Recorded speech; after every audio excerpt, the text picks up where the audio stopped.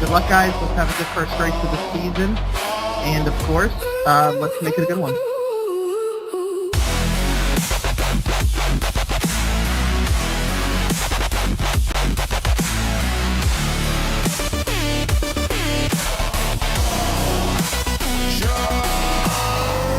Of glass in my veins, every step a jagged refrain, crawling through the static haze, burning skin against the blaze.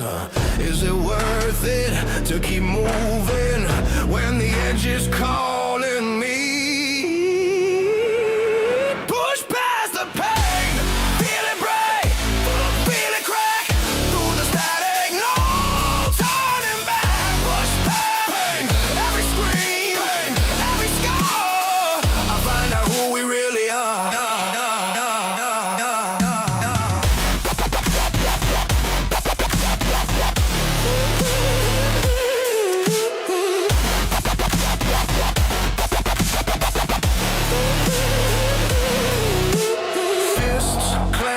Against the grind, blood and sweat, it rewinds, echoes scream, can't ignore, walls crumble, show me more. Will it end here or go deeper? What's the cost of breaking free?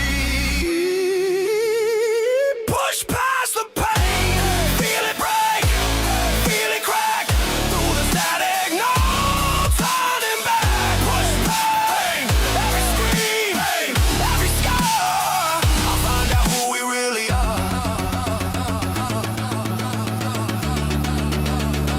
I'll find out who we really are.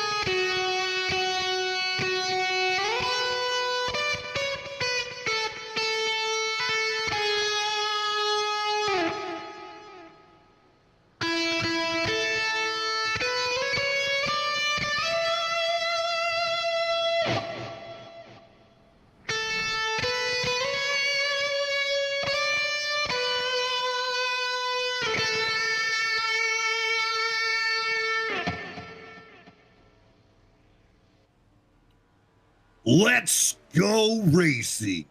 Good evening, ladies and gentlemen, and welcome to the Vortex Racing Network's broadcast of Monday Night Mayhem. The Moonlight Racing League is live at Chicagoland Speedway for round number 7 of our 13-round regular season. 2 wide in the booth.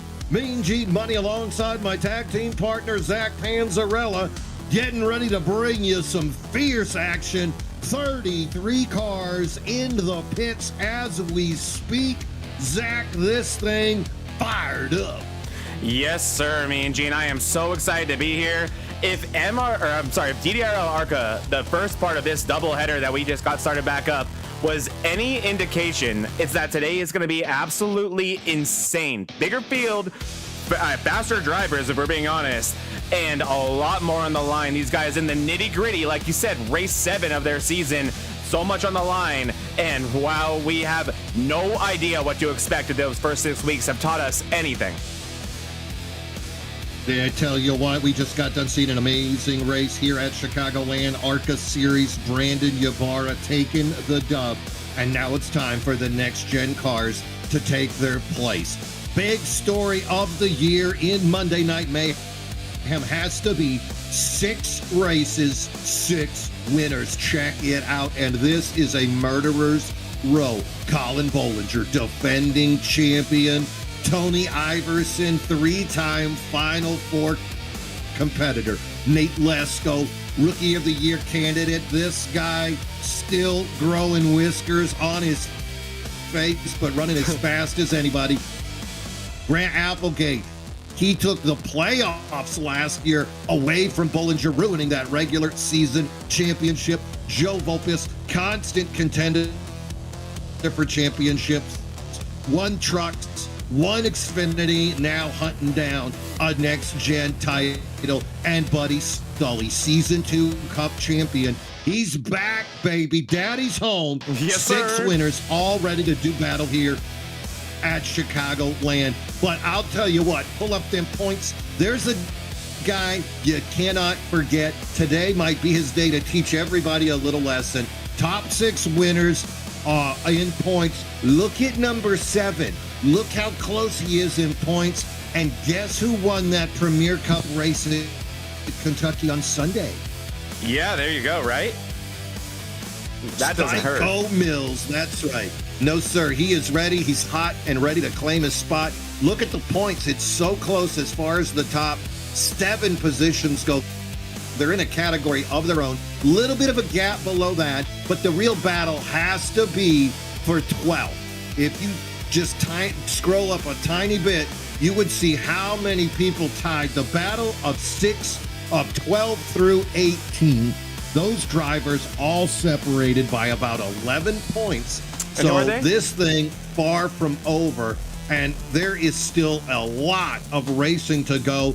And you only need 9 to qualify, 9 races to qualify for the postseason. So you might see a coconut head like Daniel Plant Smith jump out and take one of those titles. I mean, heck, if you do the math, 7 races left. You only need 2 previously to qualify.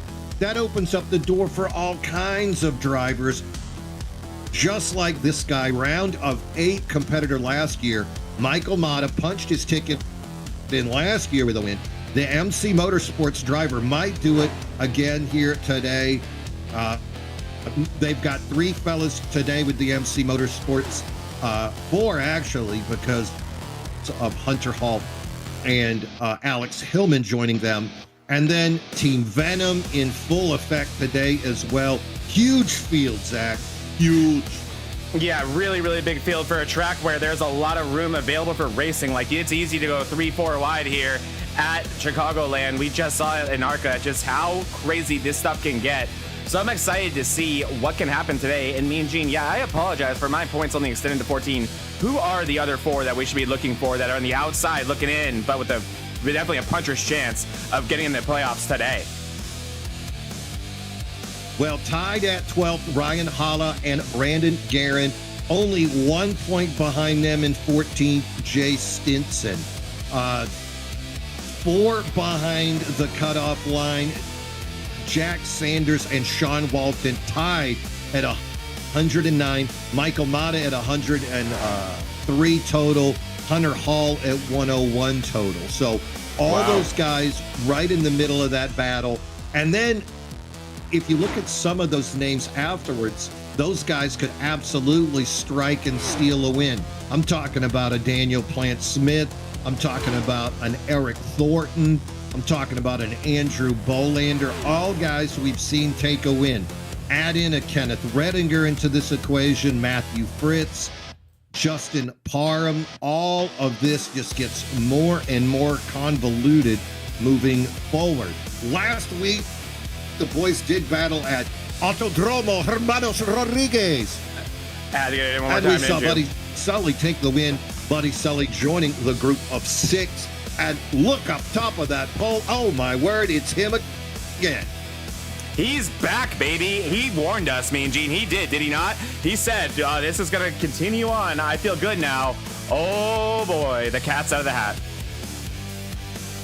Yeah, Buddy back full time. Also saw him run in the opener at the Dennis Puckett Memorial at Kentucky on Sunday. So nice to see Buddy back on the track. Joining him on the front row going to be Colin Bollinger. Bollinger firing off from the second position. Second row, Michael Mata, the MC Motorsports driver, going to be joined by Brad Furrow. Furrow, a rookie who has made all the starts. We've seen him with the testicular fortitude to take it wide open on the outside. Might be the day for the number 5 to score his first top 10 or even a podium. Grant Applegate firing off in 5th, joined by playoff driver Nate Lesko. Alex Hillman starting in 7th here today. And Jay Dargard is going to be in 8th. Dargard, another guy who has made all 6 starts so far, looking for the result he's battled so hard for. Parham going to start in 9th, the Venom driver. Matt Novella firing off from the 10th position. Wyatt Mickelson crept into the 12th position in the playoffs. Gonna start 11th here today. Jonathan Case Beer firing off from 12th. Ryan Holler, another guy in the playoff picture. Eric Thornton 14th. Rich Swingle 15th. And Lee gonna start in 16th here today. Louis, yes, he is. And next to him will be Eric Gamble. He'd be one of our drivers doing double duty. He finished in 3rd place at this very track a couple hours ago over in ARCA. Jay Stinson will be starting in 18th place. Look for him to make some forward progress quick. Zach Clausen, the farmer, will be in 19th. Sean Walton, welcome back, my friend. He'll be in 20th. Tony Iverson, he's going to have a lot of work to do here. He'll be starting 21st. Daniel Plant Smith, another appearance. He'll be in 22nd. Jack Sanders, champion from a few years ago, will be in 23rd. Jay Bev, the commish, will be in 24th. Daily driver, Zinc driver, Hunter Hall, will be starting in 25th. He'll need a good run to get himself back in that chase today. Craig Strutter will be in 26th. Lucas Alves, he'll also be running double duty here today. He'll be starting in 27th. Nick Mills, freshest winner that is in this field, will be in 28th. Matthew Skerwick did a great job at the road course last week. He'll be in 29th. Sam Milken will be in 30th. And these final 4 did not put down qualifying times. So they'll be in the field. Kent Ranger, Joseph Volpis, 2 really fast drivers there. Tommy Fox and Brandon Guerin. Kevin James, take it away. You have about 30 seconds, my friend. And now, race fans, for the most famous words in motorsports, the star of Universal Pictures movie, I now pronounce you Chuck and Larry, Kevin James. I just got 3 things to say. God bless our troops, God bless America, and gentlemen, start your engine! He went a lot faster than usual. I mean, Gene, he definitely understood the urgency here. Yeah, he knew the assignment, and he did it just right. What a professional. Here we are getting ready to go green. They're on the back stretch. Pace car still on the track. 34 guys. Can't wait to see what happens. We're under green. Away we go. Buddy Sully with the immediate lead. Colin Bollinger taking a peek around the outside. 2 wide all the way back, just the way we like to see it. Buddy Sully now pressing up against Colin, getting a better angle. Gonna bring the 15 of Mata with a Mata fades right up in front of Bollinger. Side by side, aggressive driving by the MC Motorsport driver. Here comes Grant Applegate as well. And looky there, Brad Furrow making the outside work already. Coming around turn number 4. Look at the momentum of Mata taking lap number 1. Michael Mata showing his intentions right away. I want the lead and I want it now, says Mata. Great run by the 16 there. He's going to take the lead early, and now it's going to be all about keeping those tires underneath you, Mean Gene. We're going to be obsessing that for all 135 plus laps here tonight. And what we saw in the ARCA race was that the bottom was the better lap or the better line for saving, but it didn't matter if you couldn't back up these corners correctly. I agree 100%. It's just so hard to not be attracted by the exit speed. We're under caution. It's Sean Walton. Oh, no. Yeah, there you see at the top of your screen. I think that might be Louis as well. We might be eating steak early, Mean Gene. As we'll take a look at that. It's Lewis and Clausen is who I'm seeing. Here we go. And then Clausen came in to avoid the wreck. Here's the replay 3 wide here between Stinson. Is that Clausen in 35, correct? We're actually 4 wide, No. Clausen comes in later. He's the NMO. Okay. I mean, iRacing gave all the room in the world. Let's actually go back a little bit here. Look at how they were 4 wide already. We speculated about this on the warm-up lap, but look at this. You see how they're already kind of checking each other up. You have the 60 right there, and that is Jay Stinson, right? And he is covering off the middle lane, which is going to choke up the 88's momentum, right? So the 88's letting off here, but he's still going up the track. Look at how much this will open the door for Tony Iverson. Now we're 4 wide, and it's still coming up the track is Lewis up into Stinson, up into the 35, and oh boy. And the 35, and then you can see right there Walton's number this week, I guess. Sean. Yep, and then watch when Clausen comes into this after the fact. It is amazing to watch. Keep watching. Here he comes. Louis in the middle of the track. Oh! Did he hit anything? No, he did not. All right, he did not hit anything, so that's good. But it's always interesting. Oh my gosh, Louis just like, I don't care who sees or who's in the way, I am rejoining. Yeah, he said, damn it, Farmer, get out of my way. All right, so under caution here early. 4 wide, tough to make it work. We saw Louis plow up just a little bit of contact, pushes Stinson into Sean Walton. Iverson seemed to have gotten away from that, as did Stinson. We'll have to keep an eye on the damage to those cars. While we're under caution, great time to give a shout out to our league sponsor, Jordan Fisher, Fish Speed Brakes. Jordan, of course, the head of a Discord utilizing Garage 61 to teach lessons to experienced, intermediate, and amateur drivers, giving you the opportunity to just get faster out there on the track. Jordan, of course, says that they are a community growing, finding ways to help you to be more prepared for your league race. Help you with speed, consistency, qualifying, pit road entry, and all the little things to fine-tune your craft. We aren't the fastest people out there, however, I promise you everyone will learn a little something here and there. I learn from everybody I run with. Faster, slower, there's always little things you can apply to your racecraft. Fish Speed is about finding that edge in the brakes to outduel your opponent in the long run. Every track for the next gen fixed, always info to read up on little things. Check them out. Fish Speed Brakes, they're in the Discord. You want to be a part of it. Thank you so much to Jordan for your sponsorship all season long.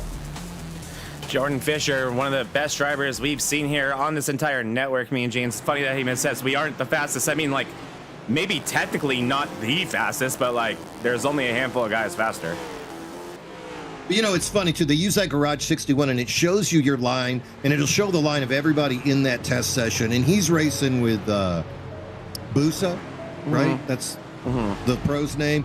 And their lines are freaking identical. It's like, that's ridiculous. You're not the fastest out there, but you're pretty much doing exactly what a guy racing in the Coca-Cola 600 series is doing. But that's the information you're going to have on hand, available. That whole community is just sharing information, talking about what they're doing to get better each and every week. And that next gen is their focus. So if you're into next gen racing, something you definitely want to check out regardless of what series you are in. Sean Walton is on an extended holiday. He's at the back of the field rolling again, but you can see already one lap down. Green flag. Michael Mata is the control car. Away he goes. He's got nobody next to him as Buddy Sully was trailing a little bit. Now up the track goes Mata. Not sure what's happening. Getting a great entry into that turn. Colin Bollinger a few car lengths behind him on the inside. Buddy Sully on the outside. Applegate, let's go. This is a who's who of drivers right now. Michael Mott is saying, maybe you should put my name on the list too. Oh, look at Bollinger with a really deep entry into one there, trying to get to the quarter panel of Mata. Not successful that time. And yeah, great restart from Mata there. I don't think that was Buddy sleeping. Remember, Mean Gene, our first season with Michael Mata, his nickname was Mr. First Gear. I don't think anything's changed there. He's only gotten better at that. Michael Mata, one of the most aggressive restarters you'll find, brings a whole new challenge to these racers when he's able to get up front. Speaking of, his teammate Alex Hillman continuing his pursuit up front. Look at Hillman right there on the outside. Gorgeous camera angle right here. Alex Hillman, he's in that blue 08 VRN DDI car, having a great run early on. Whoa! Look at that top lane of Parham. Applegate's around, Mean Gene. And I think that was off the reaping surface. Yellow's out, saved by the bell as Grant Applegate. I wonder if that was a admin caution or a iRacing caution. I'd be shocked to find out that was... Oh, there was another wreck. All right, so we'll start with Applegate. And we're going to have to go further back than this, Mean Gene, aren't we? Yeah, it looks like he just got loose, and then I think so, too. Avoided him. Here we go. Applegate right here. Yeah, he's already loose. Different Nesquik scheme this week for Lesko, but nonetheless, very good. Let's see if Lesko catches him here. Wow. Misses him by the skin of his teeth. But Applegate going to go down the grass. And then I saw that there was an incident between Lewis and Guerin. Oh, look in front of them. That's Hunter Hall being turned. Louis! And then Alv's going to get turned as well up the track, and that's Guerin involved too. Here comes Louis. Uh-oh. Oh, no. Look at Daniel Smith and Louis. Look at Louis chasing him into the wall. Where are they going? No. Where are they going? You can't drive up there. Did you see what happened there, Mitch? Yeah, he just pounded him in. Oh, my God. Look at this. I want to take you through Daniel Plant Smith's train of thought here, Mean Gene. He's thinking like, oh God, that's a wreck. That's a wreck. Okay, I gotta hit the brakes now soon. Okay, I'm gonna hit the brakes. Here we go. Okay. Actually, I'm good. Never mind. I don't need to hit the brakes. And then he sees this. He goes, oh God, I need to hit the brakes. So he slams on the brakes and he grabs too much. He goes, oh no, but it's not that bad. It's not that bad. I'll be okay. No, you won't. Pile driver. Oh, that is a pile driver. And Louis gets two more. I mean, it's not technically one, Mean Gene. I got him. But we're throwing it up. Oh my word, he came in like a rocket. He came in like a Go into the ball. in-car of Louis. Go to the in-car. Let's do it. We got time. I'm sorry. I'm so sorry. And I apologize to our sponsors, but this is important. Yeah, it is. This is where we should be talking about KK Woodscapes, but I think Kevin will understand. I mean, I think Kevin's gonna get wood from this now. Let's go through this. Let's go through this at the same time. So KK Woodscapes. He is still full throttle. Best trophies. He is still full throttle. Full throttle. That hole will open eventually. And then... Oh! Oh, why won't it turn? Oh, and he was going to win this race. God bless. All right, now remember, ladies and gentlemen, all jokes aside, no fast repairs here in the Monday Night Mayhem series. So all the drivers involved with that incident are gonna have to get some repair done and might receive the infamous meatball. And since this is not an Italian restaurant, you do not want the meatball. Taking an eye toward the pits here, Lewis, Guerin, Hall, Alves, and Plant Smith, all five drivers still in the pits talking about what happened. You can see once again, looks like Sanders, Novella going to take a trip in as well. I'm sure that's just a little bit of a top off. Too soon for tires here on lap number 11. We are scheduled for 135 laps here today at Chicagoland, which means that the pits, the stage will be awarded around lap 68. No scheduled caution, but points will be awarded to the top five drivers for their position at that point. Yeah, and that's going to get interesting if these cautions continue to be so abundant, Mean Gene, because not only have Mata and Bollinger really not a chance to mix it up the way they think they'd like to, but it's getting close to the point where you got to start counting backwards, taking your shoes off and using your toes to count to 20, because I mean, you're going to want to pit soon if these cautions continue to stack up and take that extra splash of gas, because I can tell you up to 13th already has. Now, another thing to look at is going to be the advancement of Justin Parham. Parham moving up into third. He did 3 wide on the outside, passing about 3 or 4 guys when that wreck all went down. So Parham was the fastest car in practice. Here he is now up to third, throwing his name up there with Mata as no wins yet. Oh, Mata with a great jump right there. Again, you're right with that first gear start. Gets out to about a 6-car length lead over Parham and Bollinger side by side. Sully and Hillman side by side behind them. 2 deep all the way through the rest of the field. Great start by Mata. He's got clean air and a fast car. Maybe this is that race. He did it last year when he won on an intermediate. Maybe this is the race again where he gets into that playoff. Someone there losing connection. I'm not sure if they came back. I think it may have been Case of Beer, and I think he's back. Hopefully, but that is never a good moment on a restart when all these guys are bunched up together. You can see just how tight this is, especially midfield. And again, me and Jane, this was just like the ARCA race. The top 5 seemed to get spread out in a little bit more single file. They were putting on a show, but man, you went 5 on back, and it was just like this. 3 wide, 2 wide, really, really battling for position. One of the guys that's made some really good forward progress being Kenneth Redinger. He is up 20 spots. Yeah, Kenneth in that 42 Chevrolet.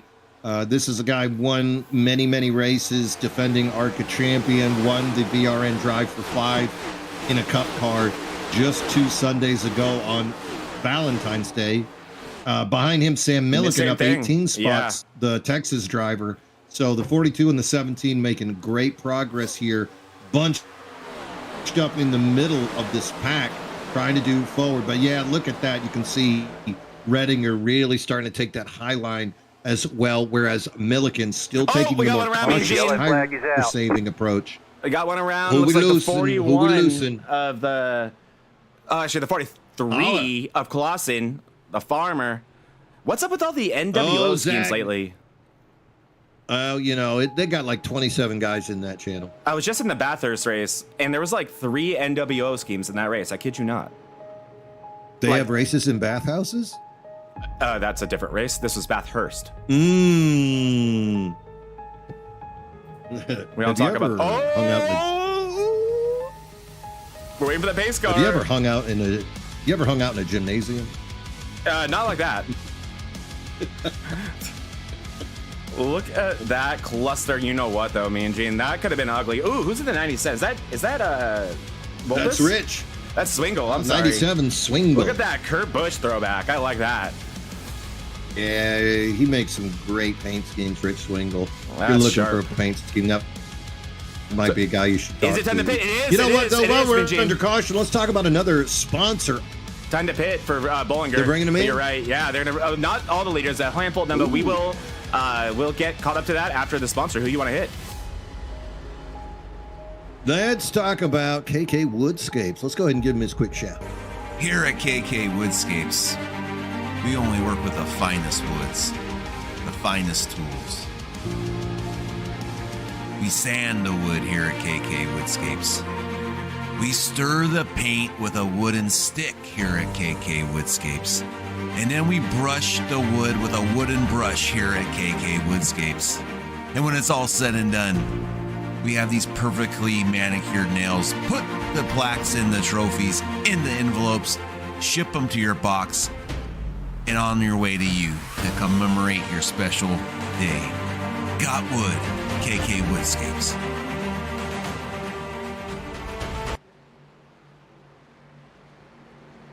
Yeah, Kevin does so much across the leagues, the entire umbrella of the Vortex Racing Network, everything from merchandise with his Sim and Destroy Racing Company to KK Woodscapes with trophies that he can offer for your league, for your fantasy, anything you want to memorialize.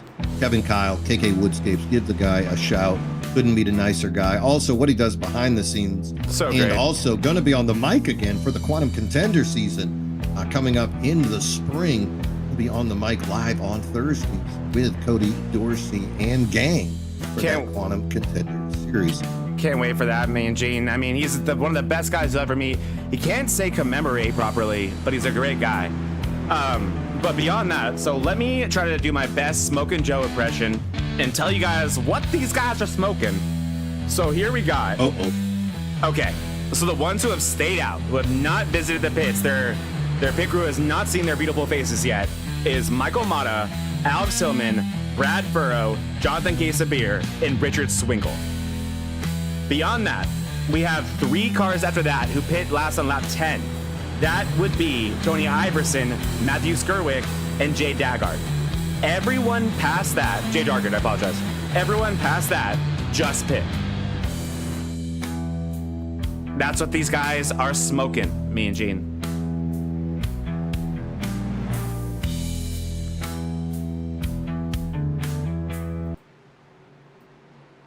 Yeah.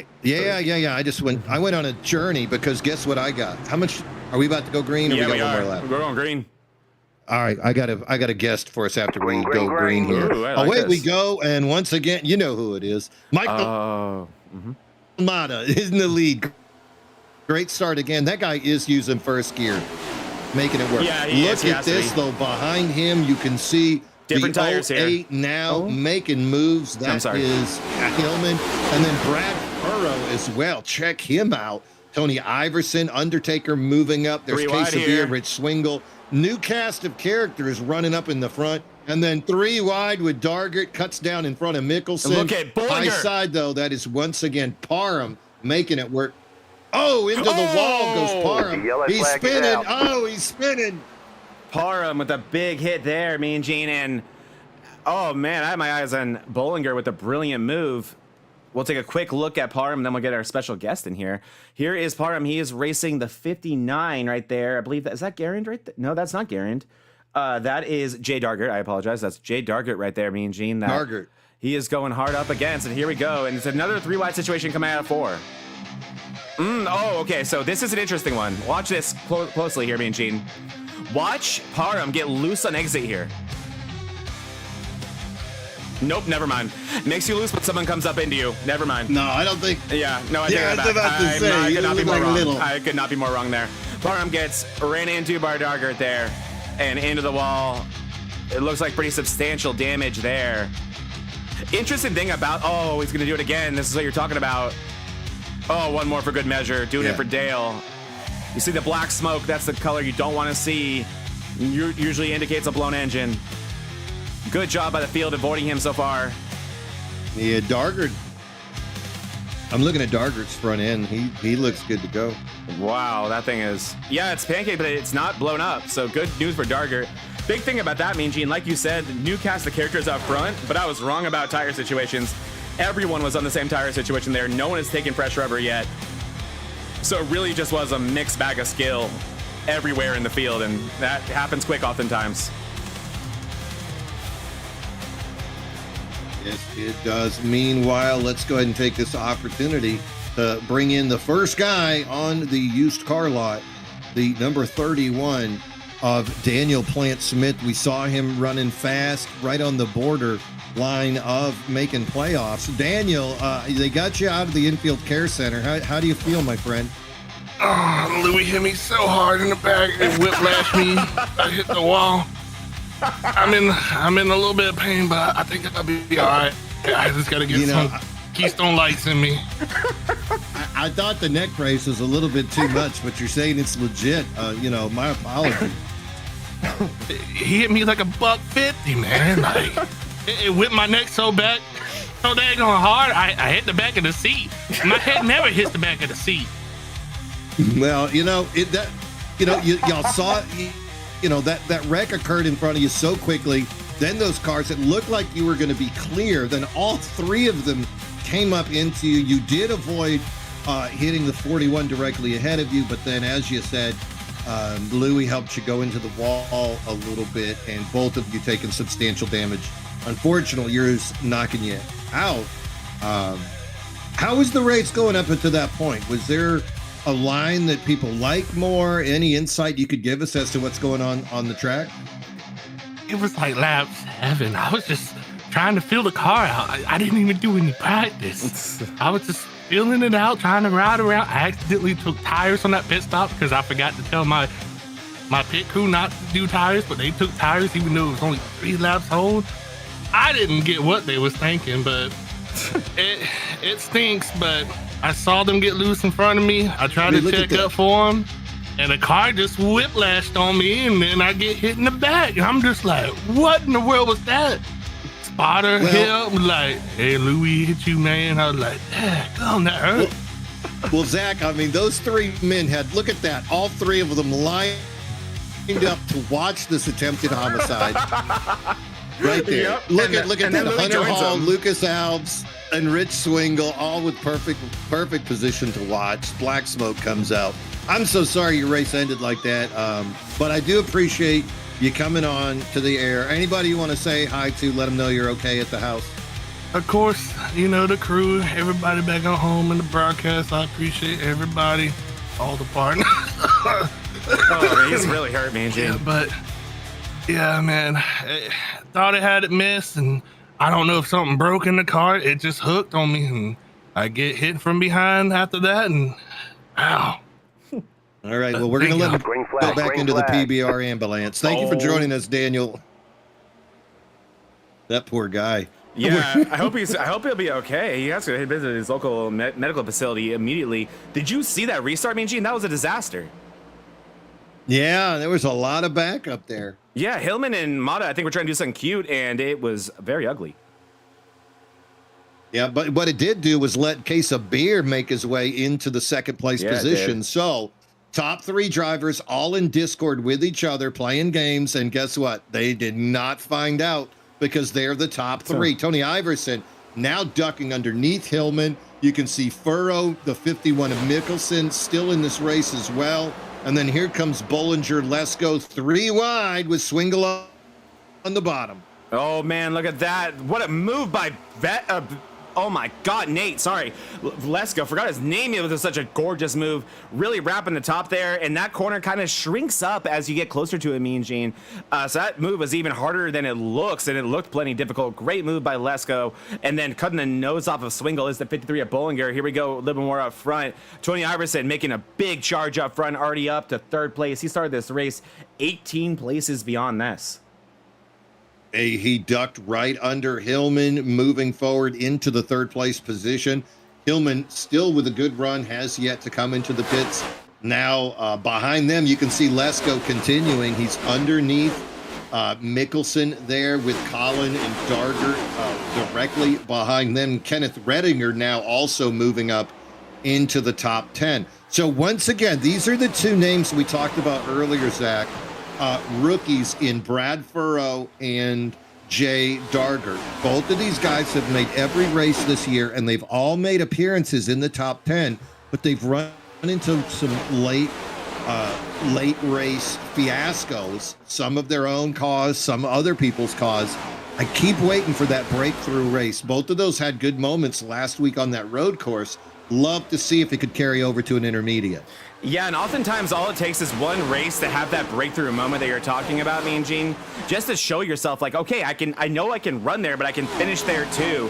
And then all of a sudden your expectations change, and that's where you expect yourself to be. Right now, both of those drivers that we were just talking about having a brilliant run again, with Mickelson and Furrow making up 5th and 6th place right now with 2 of the best drivers in this league's history breathing down their necks, but they are not afraid. And this is one of those moments, Mean Gene, where I think ignorance may be bliss. They don't know who Nate Lesko and Colin Bollinger are in the true scheme of things, so they're just like, I want 5th and 6th place.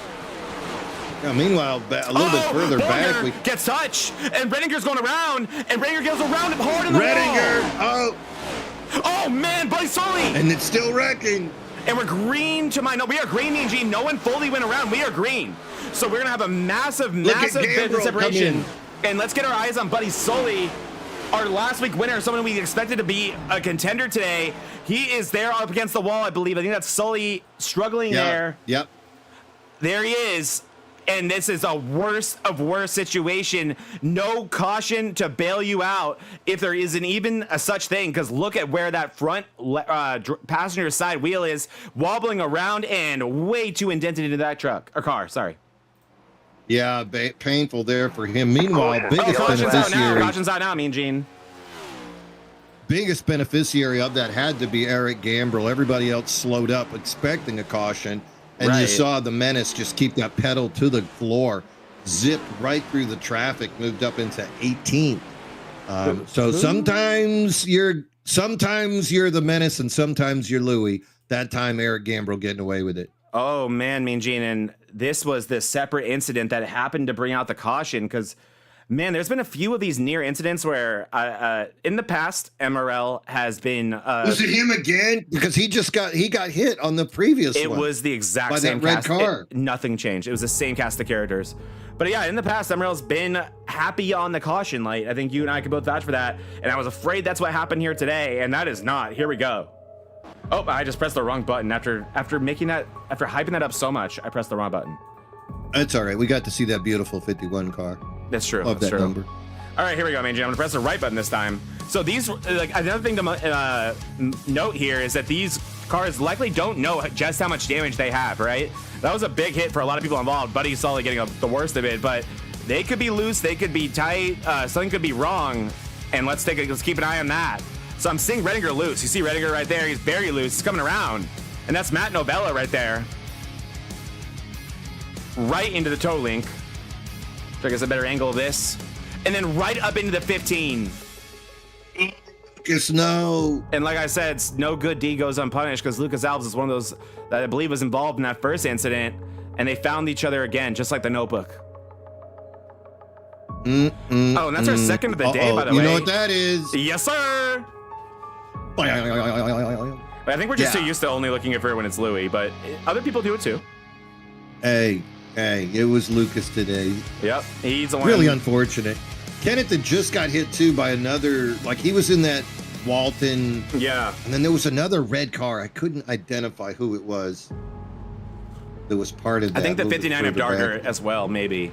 That could be wrong there as well. Or maybe Garen. I think Garen. Yeah, he's a different color. I think Garen and Dargett are in similar looking cars that... No, they're not. I'm stupid. I don't know what I'm talking about.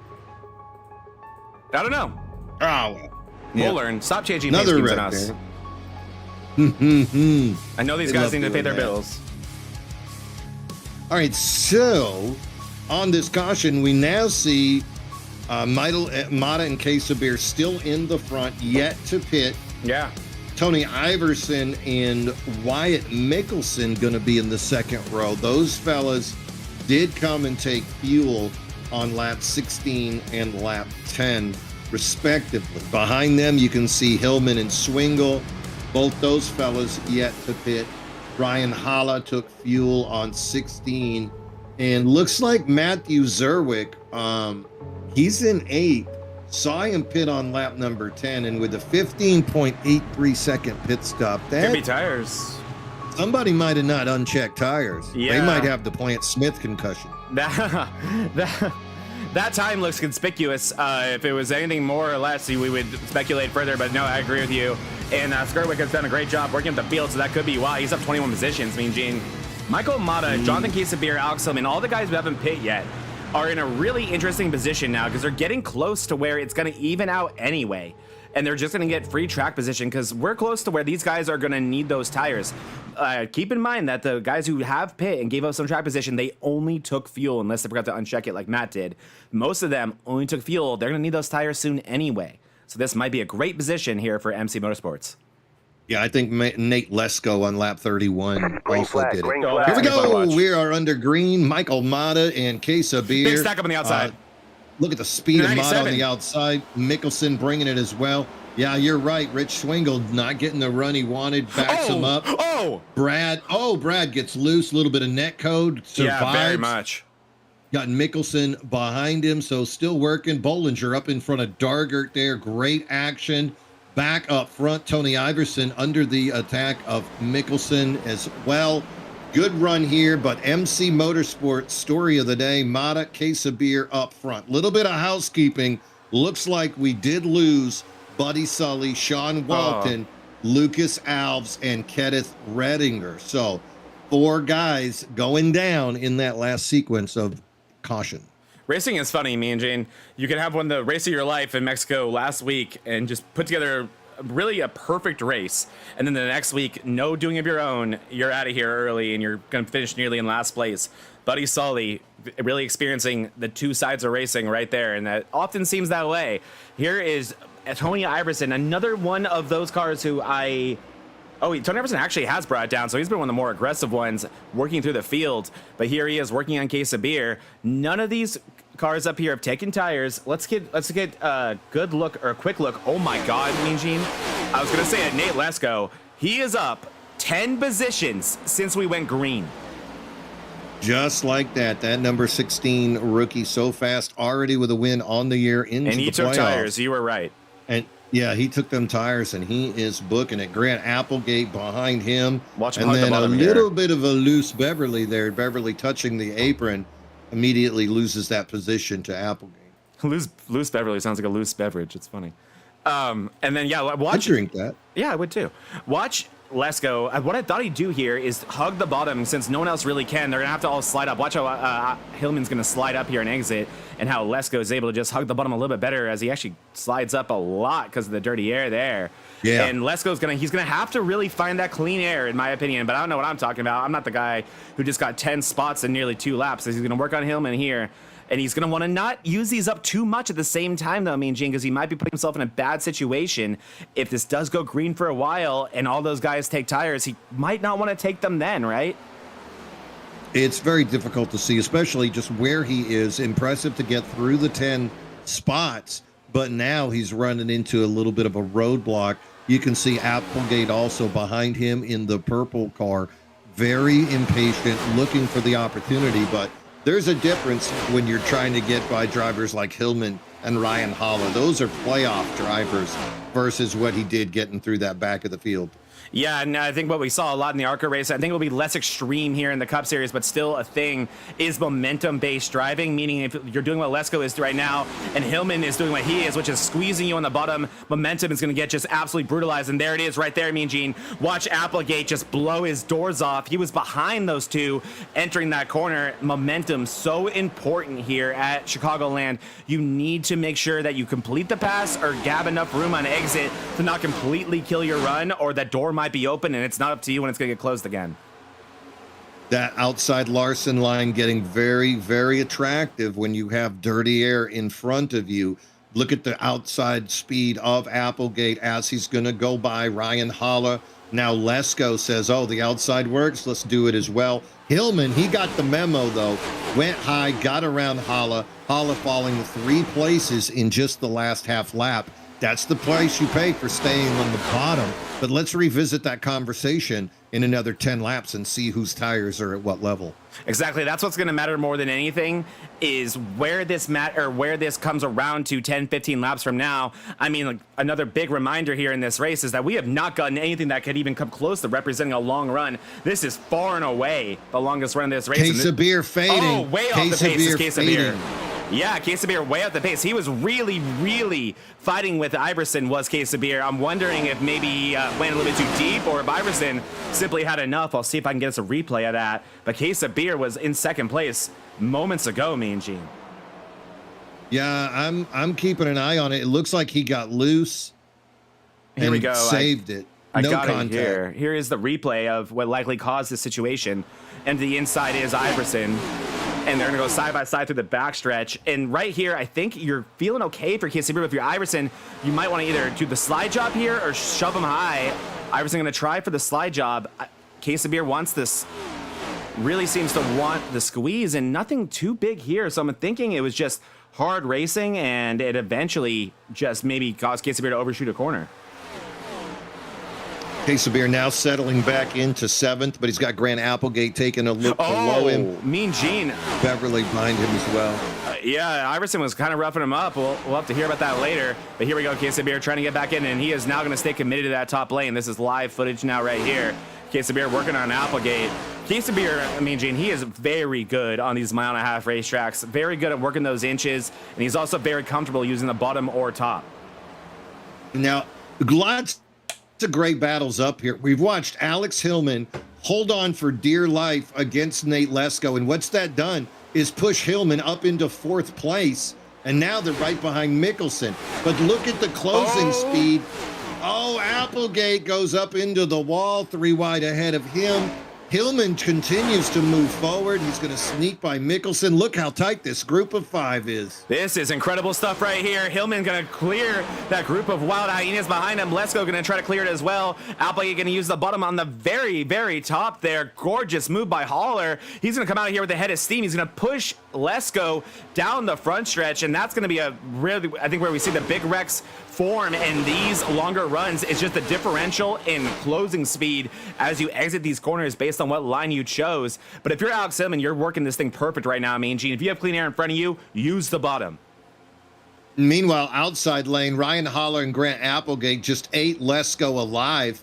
Lesko losing the 2 spots to them. Now he's got Mickelson and Case of Beer on that outside. Looks like it might be the same result. Beverly going to give a little bump there to Case of Beer. So Lesko going for tires situation, but that outside lane, and look how far ahead Hillman went over Lesko. That's already a second just by using the outside lane.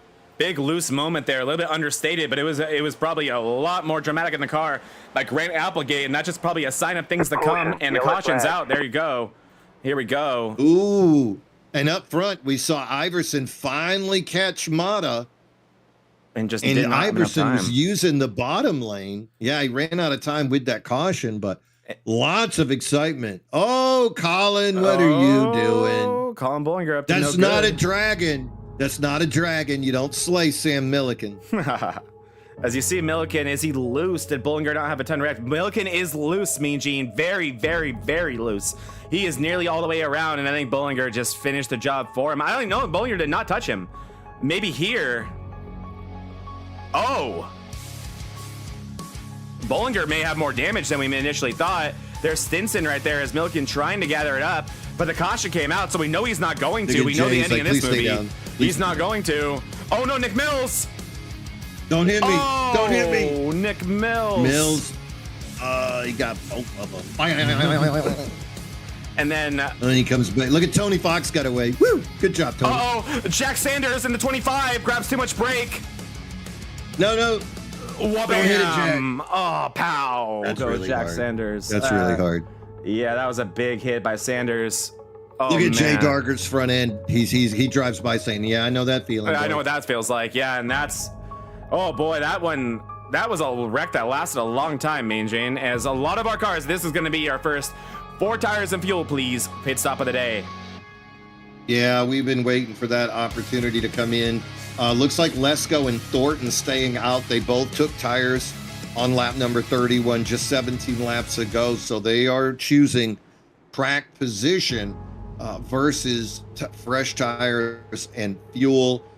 I would love to be on the 2nd or 3rd row on this restart, but anybody else is going to put themselves into a position of being very, very deep in this field. Keeping an eye out for some others. I would love to pull down somebody. We go. I'm going to pull down somebody without permission. Let's see what they have to say. Whoa. Buddy Sully, Mean Gene Money, Zach Panzarella in the booth. Last week, you were the winner. This week, a little bit different story. Can you give us some insight as to the aggression levels and what's happening on that track right now? I think people are just... The aggression is super high. People are driving really hard. The tires are cool. The track's super slippery. I tried to widen the track a little bit with the car, and it didn't work. Instead, it broke the car.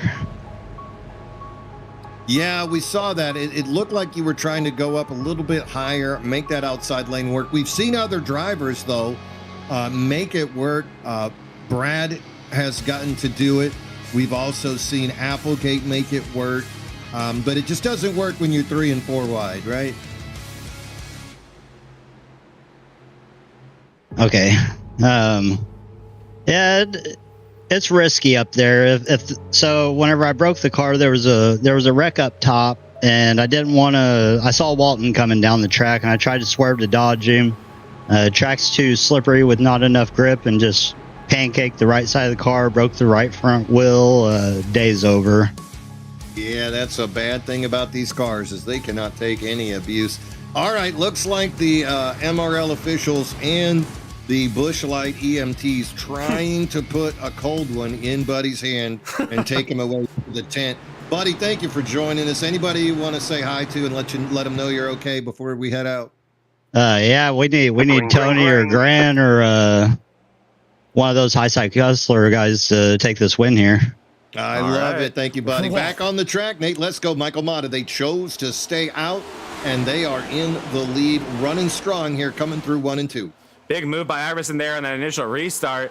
Buddy Sully almost doing the non-commentator's jinx right there, but he made it work. And side by side for the lead, we got Lesko and Mata. Yeah, look at that. Lesko riding the inside like he did last time. Yeah, Thornton now moving up. He's got these. Look at all the way down to the bottom case of beer. Iverson following him. You can see a little bit deeper. Hillman as well, trying that apron. 3 wide. Lesko in the middle. Ooh, thankfully that outside lane. And look at Applegate says, oh, we can make it 4. This is bad for Lesko. Lesko going to lose a lot of momentum here. He got kind of trapped in that middle and wasn't able to really gas out of that corner. And Eric Thornton, man, we have not talked enough about that number 1 car today. Showing his face here in 2nd place. Super strong. Looks that one of Thornton, but Tony Iverson, his teammate, something to say about it. As you see Mata once again duck all the way below the apron, trying to break that draft and take a shortcut around the front stretch. Applegate and Iverson both taking tires on 48. Wow. Meanwhile, Thornton, he took tires just on lap number 31. So he does have good tires. Applegate just rips the top Kyle Larson style. I think Larson would be envious of that. Came out with the head of steam. He was in 5th place, and now he's in 2nd, and he nearly got the lead. I think he just has to make that work one more time through 1 and 2, and Mata will be a sitting duck. Mata's only defense here is use that top line. He doesn't. He has to. He's going to. No, but watch him come back up immediately to throw that dirty air. Iverson might slide job. Wow, that was nuts. I don't know what we're seeing here. I mean, Gene, I'm having a hard time understanding. As you saw, Applegate just ripped the top and passed both in the same time. Next time around, instead of trying to copy that, Iverson takes the bottom. He does it again, looking for the lead. Yeah, Iverson, he is the master of the apron. We're seeing it here again today. Mata really in no man's land in the middle, not high, not low, not where you want to be. Here he is trying to pinch Iverson going to bring it back up side by side. Iverson got loose. You don't do that. Yep. Yeah, Iverson will put you right back up. Grant says, y'all keep battling, and look at behind them. Yeah, Thornton in 5th. He's finally up there, but Hillman having the time of his life. Man, kick on the soundtrack. Hillman has not been in an oval car in about a month, Mean Gene. He has been training for the 12 hours out. Caution's out. Oh, man, just when it was getting super good. Caution's back out. So, yeah, back to Hillman. Looks like Zerwick got loose. Yeah, and looks like Gambrel involved in that one, too. Let's take a look. But, yeah, so impressive from Alex Hillman today. He was training for the 12 hours of Bathurst for about the past month. I was lucky enough to be that team, and we got it done. But Hillman has not been in an oval race car for a long time, whether it be work or training for other races. And what he's doing right now is incredibly impressive. Okay, so I see smoke in front of Gambrel here. Trying to figure out where that was exactly. Maybe here? Let's see. Oh, yeah, there it is. Okay. So Swingle got loose. So here's Swingle loose, and I think this is what created the situation that Gambrel, yeah, I think he reacted to that, Mean Gene, all the way back there, but let's take a look, because this is where the real wreck, I guess, was. Fascinating wreck here. And that's the 98 behind him. That is Joe. That's Joe Volpis getting into Gambrel, and you see Volpis checking up, trying to give Gambrel the opportunity to gather it back up.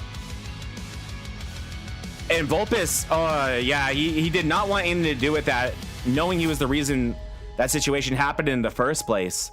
But there goes Gambrel. Oh, no, there goes Volpis around, Mean Gene. Oh, man, look at that. Joe got T-bone. There's Gambrel looking at. Look, ahead of them, you can see Zerwick going through the grass by himself. our second 56 that He's not refuses to done fix with that Joe. number. Yeah, he's not done with Joe. He wanted to rub him some more. He's like, you're gonna penalize me for not changing my number? How about this? Wow. Get you good. So there it is, Mean Gene. Yeah, Big wreck there. I think that was Craig. That was Craig Schroeder there. The number 904, aka 56. Let's see, where is he? Craig Schroeder. There you are. Yeah, you're right. Nailed it. I mean, it's hard to learn your name when we don't have the right number available to us. Got him. All right, up front, Tony Iverson, Michael Mata going to be your front row. Tony is getting credit for that pass, so Tony will take over. The Undertaker looking for a win here today The Overtaker. at Chicagoland. We're on terrible. lap number 58. Nah, that's pretty good. We are going, of course, to lap number 68 to award those top 5 drivers stage points, but no scheduled caution at that point. So looks like Iverson, Mata, Applegate, those guys choosing to stay out, making sure they're going to be eligible candidates for that top 5 position. Playoff points, very important for folks going for the regular season championship. So they're going to want these stage points to make that gap. You know, other thing about Iverson, I was looking at last week when the boys were at the Autodromo Hermanos Rodriguez, and did you know that there was only 3 drivers that managed to get 0 incidents? Wow, and I remember Iverson was one of them, right? So I'm guessing Iverson. Yeah, Buddy Sully, Buddy Sully, okay. Iverson. And probably who finished in 4th? I don't remember that, but Wasn't I will tell you the Darger. driver was Who Jay. was it? Was it Jay Darger? Jay Darger Wow, was okay. the guy that had 0 incidents. Because Darger look felt at like you. one of those guys who kept it clean and did a great job. Oh, right, because I think he had some technical issues or something that gave him a little bit worse of a finish than he even deserved. But yeah, I never saw Darger getting in any trouble now that I think about it. Hell yeah, great job, Jay. Yeah, so, but, him and Tony. Buddy, of course, I mean, took the pole, drove away. Pretty easy when you're all Everybody was alone. watching. Mm-hmm. Yeah, but Darger and Iverson had to make a lot of moves throughout that race. So for them to finish was 0. And the reason I brought that up, that's another way to get points. So yes, you got the stage, you got where you finish. And so these stages very important and so difficult since only the top 5 actually gonna get points. Now, right now, 26 cars still on the lead lap. Looks like Jack Sanders is the only car 1 lap down. So the Colonel, if he can avoid it, would be your recipient of the lucky dog. Away we go. Inside lane, great start. Iverson brings Applegate and Thornton with him. Outside lane, Mata, Hillman, Lesko did not get the memo. And then you can see Mickelson down below them. Tony Iverson, though, great start, looking strong. Applegate on his tail. Teammates, top 3. Great organization on the inside line there to really take advantage of the outside. But good news for them on the outside is you got now 7 laps. Elbows up, head down, get yourself some stage points. One person we didn't bring up during that caution that has to be noted is Colin Bollinger, who is all the way back in 17th place now. One of the drivers that has consistently contended to win races and championships. I don't think a stage is going to be, or any stage points, I should say, are going to be possible for Bollinger here. Just been involved in too many incidents. As you can see, that 53 is still not entirely healthy as he has a hard time holding the bottom there. So Bollinger, bad point situation right now for him, but great for his championship contenders. The 2 guys in 1-2 right now of Applegate and Iverson. Yeah, and for Colin, this has to be new territory from him. Colin does have the win, but he's currently 4th in points, 26 behind Applegate. Colin won here last year, led the most laps out of everybody, but not having that luck here today. Instead, he's watching the High Side Hustlers making magic happen. Something else you could talk about the High Side Hustlers, Applegate, Iverson. You know who they work with? Jordan Fisher. That makes Speed sense.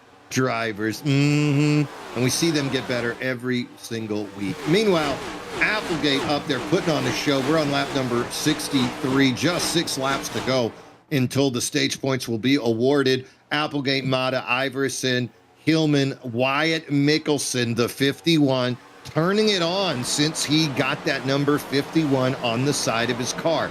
Behind him, Case of Beer looking healthy. Case of Beer only had a normal pit stop last time for his time. So I'm thinking that he is fine. Look how low Mickelson goes almost to the grass to get next to Hillman. Massive run out of 4 there from Mickelson. He used the top. Hillman wisely covering out the top there. And watch this run that the 08 gets here on the 51 as he'll just drive away using the momentum of that top lane. 4 laps left to go in this stage. Another guy that we got to mention here, me and Gene, has got to be Jay Bev, the commissioner. John Beverly, what a brilliant run so far. Currently in 7th place as he completes a pass there on Eric Thornton. John Beverly, one of those guys that we're seeing more and more up front here more often, but he's not finishing here yet. But one step that gets you closer to that is being here when the stage ends, when these guys are driving extremely hard for points and being able to hang around these guys and hold your own. And that's exactly what Jay Bev's doing. Great job by him. The commission looking good in 7th. Thornton behind him. Ryan Holla, he's in the black and red. And then Rich Swingle. Nate Lesko shown in 11th. Thing about Lesko is he last pitted on 31. So Lesko really playing games about saving tires. Going to be curious to see what he can do later in the race, especially if there's a couple of well-placed cautions for that number 10 Toyota. Yeah, I think a big thing about having those only 5 drivers collect stage points, especially in a field this big, 30-plus drivers here at Chicagoland, is if you're a Nate Lesko currently running in 11th with a little bit of separation already being created here in this field, why not back it down a little bit, save those tires? The stage points may not be possible. They likely aren't. So it really makes it easier for him to set his priorities straight. Whereas in most leagues, or in NASCAR, the stage would pay out all the way to 10th place, where Lesko would very much have an incentive to go up to that 97 in front of him. But hey, different set of priorities. Not saying it's right or wrong, but Lesko very much playing the game right now. And I think he also has that in his pocket that he knows he's in the championship. Right. So needing to make it to the end of the race. Not quite as concerned. We got a car around. Looks like Dargett around into the grass. This will not be a caution unless he enters back on the field sideways. He's going to try to gather back up, but he's a little bit loose. Good job so far by the Marines 59 of Jay, and he's going to keep it straight, and unlucky for him, but the right thing to do. This track will stay under green flag conditions, and we are under the white flag for the stage right now. Yeah, not what Jack Sanders wanted to see, as Sanders would be racing him for the lucky dog if he went a lap down. Up front, here it is, Grant Applegate. Congratulations. Taking that stage, Tony Iverson, Michael Mata, Alex Hillman, and Wyatt Mickelson, all scoring points there at the completion of lap 68. Yeah, great job there. That's going to be huge for Iverson, Applegate, Mata, and really even Mickelson, who is really becoming a late contender to make this chase and definitely be a Rookie of the Year contender. Is that 51 doing a great job here at Chicagoland? And this for me and Gene, when I was first learning my how to get around in these big leagues, and so incredibly intimidated by those on track around me, this was actually where I had my first top 10, where I actually started to feel like, oh, I can maybe do this. Maybe Wyatt Mickelson, whether he knew it or not, having that day right now. Chicagoland's such an awesome racetrack. And speaking of, here goes Tony Iverson looking for the slide job and going to get his teammate at Applegate. Wonder if that was coordinated, me and Gene. Those are teammates this season. Oh, I don't know. High side hustlers, they got a reputation for, yeah, I'll give you the 3-2-1 on the restart, but once you're going, it's battle time. Thornton around, it appears. Caution is out, me and Gene. And yeah, you're right. The high side hustlers, very much known for racing each other very hard. I just thought it was a little bit precarious how that happened immediately after the stage ended. But here we go. Eric Thornton on the inside, keep around that one here, and that's Case of Beer on his outside, and let's go. And I pressed the wrong button again. I'm an idiot. There we go. Yeah, he just got down on the apron and got loose. He doesn't take any of these two with him. He has some important cars around him, including himself. But that exit of 4. Scary. Oh, he's gonna go back up, isn't he? Wow, look at Thornton. Here's where it gets fun. Uh-oh. That's the way to go. Oh my. Nick Mills has seen this enough today. Bollinger. Yeah, Nick's like, nope. He hits the banking there really nicely. I don't think Thornton will hit the wall here. He will not, so no harm, no foul. And we're good. Oh, so good there, Eric Thornton. going to keep that number 1 alive as we go into our 8th caution of the day. I mean, Gene, I did not expect Chicagoland to be such an attrition race. Well, what's been really fascinating is just how hard these guys are pushing. Another thing I'm curious about is, did Chicagoland get that update with the higher horsepower and no diffuser? Whoa. Because if it did, Mama. that would make sense that this thing is going to be, tight on entry and loose on exit. And that's exactly what we're seeing right now. So it makes me wonder if these cars don't have that diffuser on the back, giving them the additional horsepower. Now here's Lesko. Lesko last pitted on lap number 31. So finally going to take this opportunity here on 72 to get the tires and to get the fuel. So Lesko kind of running his own strategy, but look who's joining him. King of the North, Colin Bollinger, also rolling fuel in. Only. Look, fuel only for the KON. So we'll see what happens. Looks like Case of Beer also rolling with that. Very interesting there, Mean Gene. And yeah, you're right about a lot of that. I mean, I think that's the only real explanation you could give to these drivers just really wrestling this track like it's not what people like to call a cookie cutter mile and a half. This is not a racetrack you expect to see so many self spins at, but it must be a big change in these race cars, really collecting these guys off guard. And I mean, I think another thing to back up your point there, Mean Gene, has got to be who is doing that, right? We've seen self spins from Eric Thornton just now. Some of our top drivers that we do not seem to ever have self-inflicted mistakes, having those today. And it's because those guys are driving on the jagged edge. And when you are not familiar with the race car, that can happen more often than not. Wow, Nate Lesko was in there for a good period of time, but I don't see him taking tires. He was in there for 12 seconds, which could have been 2, but I didn't see his. I didn't see it. I'm watching it right now, and I don't see that car going up. Damage Whereas repair, maybe? I do see, I don't know, but I do see other cars on pit road taking tires, moving, so it wasn't a glitch. Right. I think he literally came in and took a ton of fuel and maybe got a little bit of damage repaired. Yeah. And no tires. So what? Examining that 10 right now, there's no damage on it now, so maybe there was before. Maybe Nate Lesko want to be further back in the field. That's an interesting. Sometimes you do that at Daytona, right? You're just like, you know what? I don't even want to be in the middle of the draft.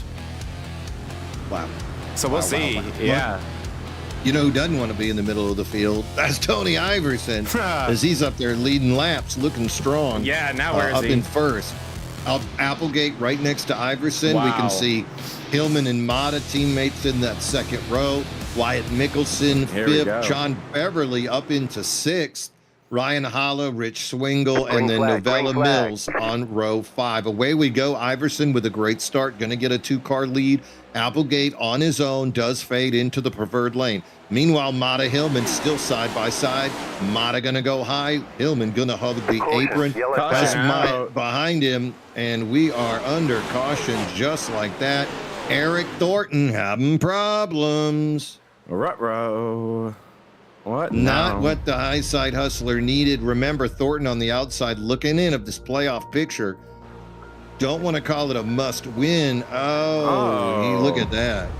He went down and one went down, one went up. Nowhere to go. Pulled himself a Carson Hocevar, did he? Yeah, I mean, I don't know. Can't really assign blame there. It's like, Yeah, you're right. You really can't.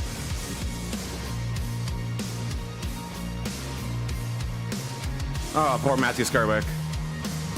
I mean, both of them are basically holding their line, and then both of them just drifted a tiny bit. Yeah, I'm seeing something similar.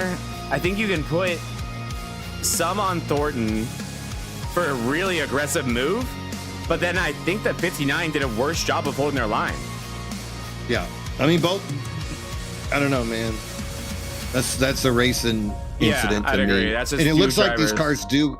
It looks like they do have that diffuser. Is that? Yeah, they visually do, but they're driving like they don't, Mean Gene. That's why I went to that rear chase initially on one of these drivers, and then we'll do it again real quick just so we can visually see it again. Here, I'll just choose a random driver. We'll choose our leader, Tony Iverson. So yeah, there it is. It is right there. But gosh, you'd assume they're not. And this is a stupid question, but did they also update visually the cars? Like, are they not there anymore either? I don't know. Because like, meanwhile, sometimes I'll do that. Louis getting the fast dog, the lucky dog there. Very nice. There's Louis gonna get back on the lap. Yeah, now Louis ready to go full bore. Oh yeah, continue the reign of terror, Mean Gene. But yeah, that's gonna be interesting. I'd love to ask these drivers. I'm sure we'll find out plenty in the interviews post-race about just how rough this was and the reasons why. But yeah, I genuinely don't know. I don't drive next gens very often. I don't know if they visually took off the diffusers while changing the setup, you know. So that will be interesting to learn from these drivers, because as we see, I mean, I think our longest green flag run has been, what, 12, 15 laps? Yeah, and I think we've seen that consistently across all leagues that we cover, as well as, you know, ones that I participate in, has been these intermediate tracks. Folks are just getting loose coming out, and they're coming, you know, getting right into each other. You come in tight, you leave loose, and I think that's exactly what we saw right there.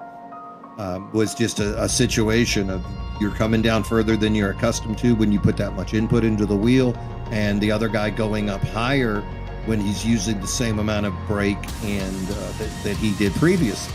So, again, it's so hard to assign blame. That's not our job to do here in the booth. So I'm just going to call that one a push, and I hope both drivers are able to continue to do battle here. Lap 78. You are watching Chicagoland Monday Night Mayhem. This is the round of 7 in our 13 race regular season. Mean Gene Money, Zach Panzarella, bringing you all the action. 6 drivers have won in 6 races. Will we get a lucky number 7? Of course, Sully out already. Nate Lesko suffering, as is Colin Bollinger. But Tony Iverson and Grant Applegate up front, trying to be the first 2-time driver. And if our memory serves me right, I believe Tony Iverson called this race last week. Yeah, he did. He called a shot. We'll see if he can do it. Live up to it. Green flag. Did you see that? Oh gosh. Oh, okay. Little bit loose on the restart. We're rolling. Tony Iverson with the lead. Gonna take the preferred lane to get that angle entry into 1. Applegate rolling side by side with Mata. Wyatt Mickelson still in the top 5, looking great. And then Ryan Holla. Holla and Mickelson, a couple of rookies, both in playoff contention, looking great here early on at Chicagoland. Behind them, Matt Novella, John Beverly, Nick Mills up into 9th, and Rich Swingle making a top 10 appearance here on lap 79. Unreal defense by Grant Applegate. Him and Mata were side by side out of 2, and then you would not guess that at all. If you looked at that now, is a big separation now between Applegate and Mata as the high side hustler teammates pull away a little bit up front. We're seeing a different cast of characters somewhat around the top 10 here, Mean Gene. Matt Novella starting to show his face in 8th place, and then you see Nick Mills Clausen. finally. Yeah. Look at go to Clausen. Oh, he's rubbing Milliken hard, and then he's with Joe there. Now here comes Gambrell and Colin. What could go wrong with Farmer and Gambrell inches away from each other? Nothing at all. Oh my gosh. Here it comes. Here it comes.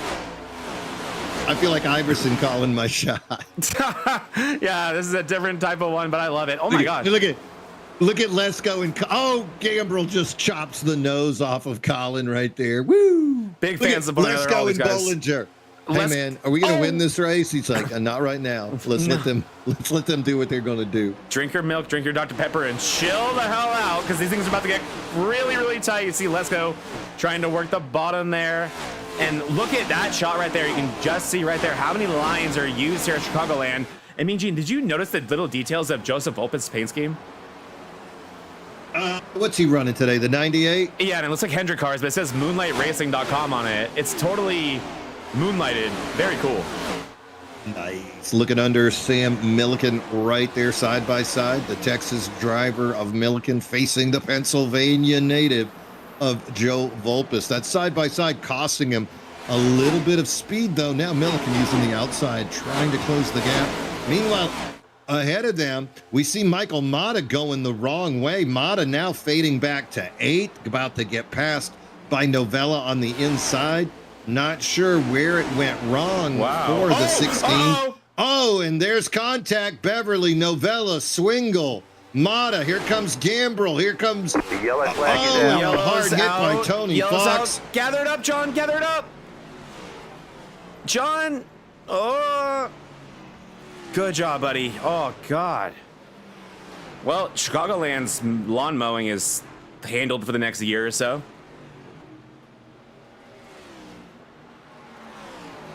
What brought the yellow itself? Oh, no, Mean Gene. Are you seeing what I'm seeing? I think, boy, Gambrel just done himself in. Yeah, okay. So we are seeing the same thing. Okay, so here is our freeze frame. What could go wrong here? Nothing. Like nothing, Fine. right? We're fine. Everything's fine. Everything is fine. We're having fun. Oh, no. Look at Beverly's already out. He's like, nope. This is your fault. You mentioned Michael Mata. This is your fault. He was going the wrong way. Yeah, now he really is. Oh, the 97 hard into Novella, and you know what that is, Mean Gene. And look at Gambrel come in like a rocket, and he's like, Oh, Gambrel, you came in like a wrecking ball. And he goes, excuse me, boys, I have some business. Oh, and who is that in the top left? Double the zero. hood of Tony Fox. No. Tommy Fox, T Fox. Tommy. What happened to you, Tommy? I had a high school bully named Tony, so I always screw that guy. What happened to? Oh, Tommy. Oh. Look at that. Oh, Tommy, that is unfortunate. That Tommy is so was having a good day. like He Tommy was, Fox. No, he was up like 18 spots right there. And then you want to go for an adventure with John Beverly real quick? Yeah. Let's go on board with John Beverly because he went for a trip. Mr. Toad's wild right over here. Oh my God. Okay. Let's just go on board with J-Bev real quick. You ready, Mean Gene? Buckle up. Yep. Let's see here. And we're loose. Oh, where are we going? And this will begin the invoice for lawn keeping here at Chicagoland. The entire front stretch. But we're not done yet, Mean Gene. That grass to the left, that looks unkempt. No. That looks unkempt. Let's fix that Tighten too. it up. Let's fix this crap. Tighten it up. Good job, John. And that is a job well done by a great landscaper right there. All right, I am going back in time. I'm trying to figure out what happened. Mata. Mean Gene, look who's leading. Oh no. Thought you'd enjoy that. Everybody pitted but him. He said, I'm going to win. Let's farm up some drama. Yep. This portion of the race brought to you by Phone League. Farmers only. You don't have to be lonely. But he paid for it too. Only. Oh, yeah.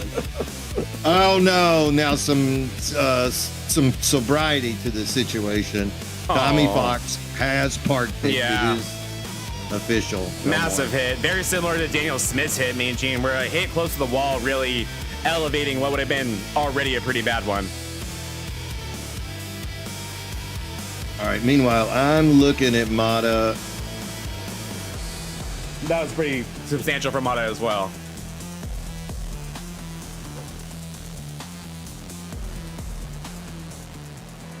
All right, Mean Gene. So up front, it's just Stinson and Clausen, right?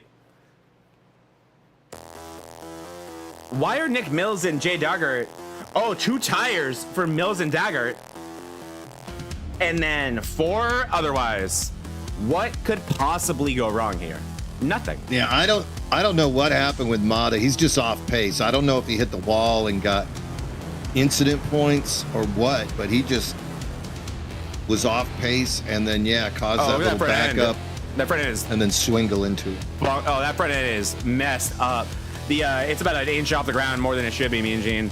As we get ready for the restart, I think of a lifetime, if I'm being honest here. Of a lifetime, Zach Clausen, the first lead of the series. Green. Green flag, away we go. Clausen with a great jump. Jay Stinson on the outside, still in disbelief. Jay Daggert, Grant Applegate, Nick Mills making it work. Great lead here by Farmer, waiting for lightning to call the race here. Meanwhile, Applegate into the back of Daggert. Inside lane backed up. Stinson. Top side, you can see Stinson with great exit speed. Dargert finally gets sent for a ride by Applegate. He saved it. We're going to stay green. We're going to stay green, man, Gene.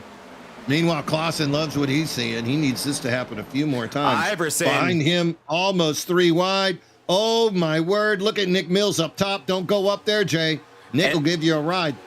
Stinson giving Iverson as little room as possible. Iverson going to have a brutal exit here. I'll call that right now. Unless he can pull out some magic out of his hat, Iverson's going to lose some spots here. Jay Stinson on a bad tire situation, doing a wonderful job.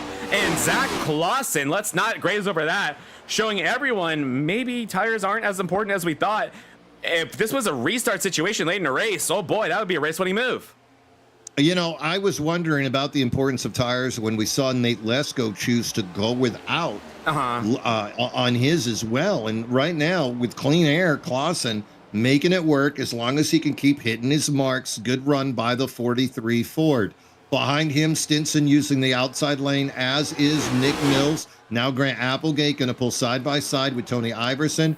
Iverson ducking down to the apron. And Applegate, interesting how powerful bad air is, choosing to go down and almost in the middle to avoid those two.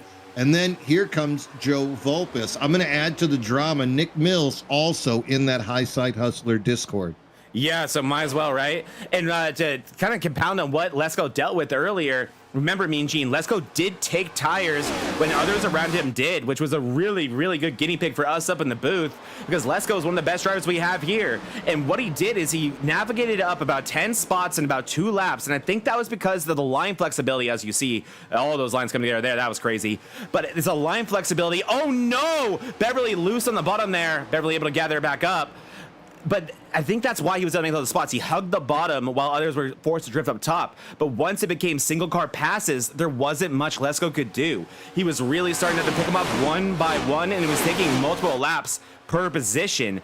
And if I'm Clausen, I think that is enough for me to say, screw it, let me try it. I mean, if this happens again late in the race, that's a no-brainer. I agree. And look, he's still holding a decent lead over some very fast cars. Got to be happy to see Stinson behind him, too. The car. He was about a... Oh, go ahead, sorry. Oh, the car with the same situation, the same as behind him. That's got to be great for him. Yeah, Clausen last pitted on 48, Stinson on 72. Everybody else pitted on lap number 85 and took 4 or 2 tires. Now Clausen, though, coming under attack by Stinson. Clausen's tires finally getting back up to temperature, and now we'll see that difference. Stinson and Iverson having a fun little duel. Also, it's not time to talk about it yet, but Jay Dargert about a quarter of the track ahead of the leaders closing up on him. Dargert's last lap, 31:04. Clausen's 31:06. So maintaining a decent distance, but other cars going to come into this very soon. Yeah, I think that was just foreshadowing. You just gave us a Stinson. Oh, almost hits the wall again there. He really walloped it last lap, Mean Gene, out of 4. Iverson getting into his rear quarter panel just a tiny, tiny bit, and that was enough to shoot Stinson up the track hard into the wall, but he's doing a great job keeping gathered up. But watch what Clausen's doing here, and this is some really brilliant driving. He enters high, so he gives Stinson some of that dirty air, but then he brings it back down low to give Iverson, there it is, see? To give Iverson a really nice helping of that dirty air also. That's how you maintain a lead with bad tires. Great job here by Clausen. Clausen doing his best to drive defensively with the faster drivers behind him. Meanwhile, look at what's happening now. Michael Mata coming into the picture, only half a turn ahead. Mata is a lap down on a broken car. Gonna see what happens now. Iverson gonna put the pressure on Farmer as they're coming into 3 and 4. Stinson fading a little bit on those 13 lap older tires than Iverson and Vulpes. Applegate in the picture as well. Here we go. Iverson making a move. In Mata, that was to go a lap down there, Mean Gene, but Mata has no healthy race car, and he is not able to fight that. And Iverson, similar case there, except healthy race car behind that he just passed, but the tire is so important here at these mile and a halves. Tony Iverson, P1, and I think this could be his first lap lead of the day. Oh, you never know, but it's definitely going to be one of them. Now look at Clausen fading. Clausen fading on those tires as now Stinson going to look under him. Stinson getting a push from Vulpes, going to ride up a little high, push Clausen to the wall, get that angle he wants, going to make that clean pass. Clausen in no man's land right there. If you're in that middle lane, you're not going anywhere. Especially at the tires advantage. It's like enter in the middle, exit in the middle. That's a rough one. You know what? It looks like it's slowing down a little bit. You want to pick your favorite driver and maybe do one of those magical CIUs? I mean, okay, here's the thing, Mean Gene. How sick as soon as we do it. How sick are these drivers of seeing Joseph Vulpes show up late in races in position to win? Because it's happening again. We've seen Vulpes in incidents already today. Who knows if he's used his fast repair? My guess is he has, because that 98 looks really clear, and we know he's been in wrecks. But here he is in third place, 1.1 seconds behind Stinson, with a better tire situation, actually the same as Iverson. But Vulpes is having the best season of his career, and I don't even think it's a conversation. He is dominating 2 series right now. He's dominating tomorrow night over in the Tuesday Night League with the biggest points advantage I think we've ever seen in Bonfire Racing League. And then on Wednesday, we're not even that far down that league, and he's already enjoying a big advantage, coming off a really, really dominant win in Sonoma. And now here we are, Mean Gene, late in the race with only 35 to go this time around, and Joseph Vulpes reeling in Stinson so quickly. I'm gonna pick this spoiler, Joseph Vulpes, to get it done today. Oh, you think he's going to be the first 2-time winner on the year? Yep, I'm going to go Joseph Vulpes. Well, that's a good segment. That's a good transition into our next segment, which is the GoFundMe to hire a Russian hacker so that Joe can't afford bigger than a 24-inch monitor. Yeah, we can't allow that. No one can allow that. It'll be like letting the genie out of the bottle. Up front, Tony Iverson continuing to lead Jay Stinson. Vulpes maintaining that 1 second gap behind Iverson as they both are running 31.08 times. So Vulpes in striking distance, but not quite there. Behind Joe, how about Nate Lesko? Again, finally took tires there on lap 85, as did the other top 4 drivers except Stinson. Then you see the wonderful drive of Ryan Holler continuing. How about this? Brad Furrow in 6th. Another guy we've been waiting. This guy has been here every race, every week, making that outside work. We saw him do it at Bristol. We saw him do it so many times. And once again, Furrow ripping that rail so well. And look at Applegate behind him. He must feel like he's looking in the mirror, forcing Applegate to try another lane to avoid the dirty air. Taking that away from Applegate, which has got to be frustrating for Applegate, because I think one thing that he always has in his back pocket is knowing that most people don't want to go as high as he does early on, but Applegate very willing to. So when someone is, oh boy, that must kind of throw a wrench in what he was planning going into this race. But Mean Gene, I got to put you on the spot. Who's your pick so far to win this thing? Oh, I mean, when a guy calls his own shot, it's hard not to root for him. So I'm going to put on my black hat and roll with Iverson today. I think the whole idea of calling your own shot amongst 5 other winners, very ballsy, and I appreciate it. Without a caution, I think he's got to feel really good about his situation. Again, I'd love to see a 7th winner, somebody like, I don't know. I mean, look at it. Furrow, Holler, Parham, Milliken, all in that picture right there. Why couldn't, Jay Stinson, why couldn't they do it? If there's a caution that can get everybody back on the same page, this would be fascinating. Iverson right now dealing with a little bit of lap traffic. You can see Jack Sanders now, but Stinson going to get by him as well. Jack doing a great job holding that line, and the next driver, of course, will be Joe Vulpes. Oh, my word, only 30 laps left to determine this outcome. And while we're here, let's pop a sponsor. Let's talk about Sim and Destroy Racing for just a second. Sim and Destroy Racing Company, a sponsor of season number 6.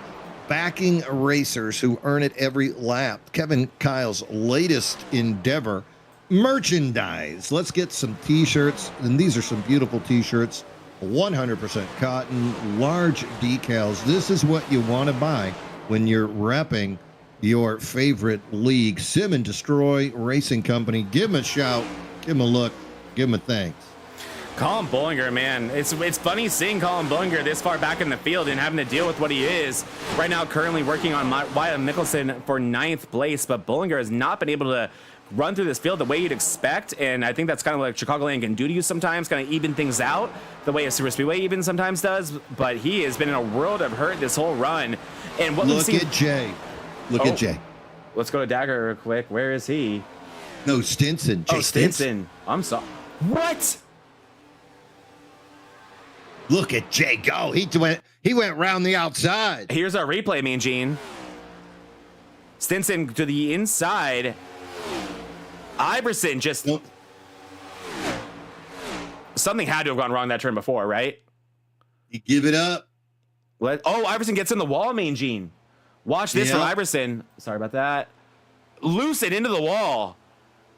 And that's all Stinson needed to see. And like you said, he shortcuts the front stretch. But then most importantly, when he gets in the turn, uses the top.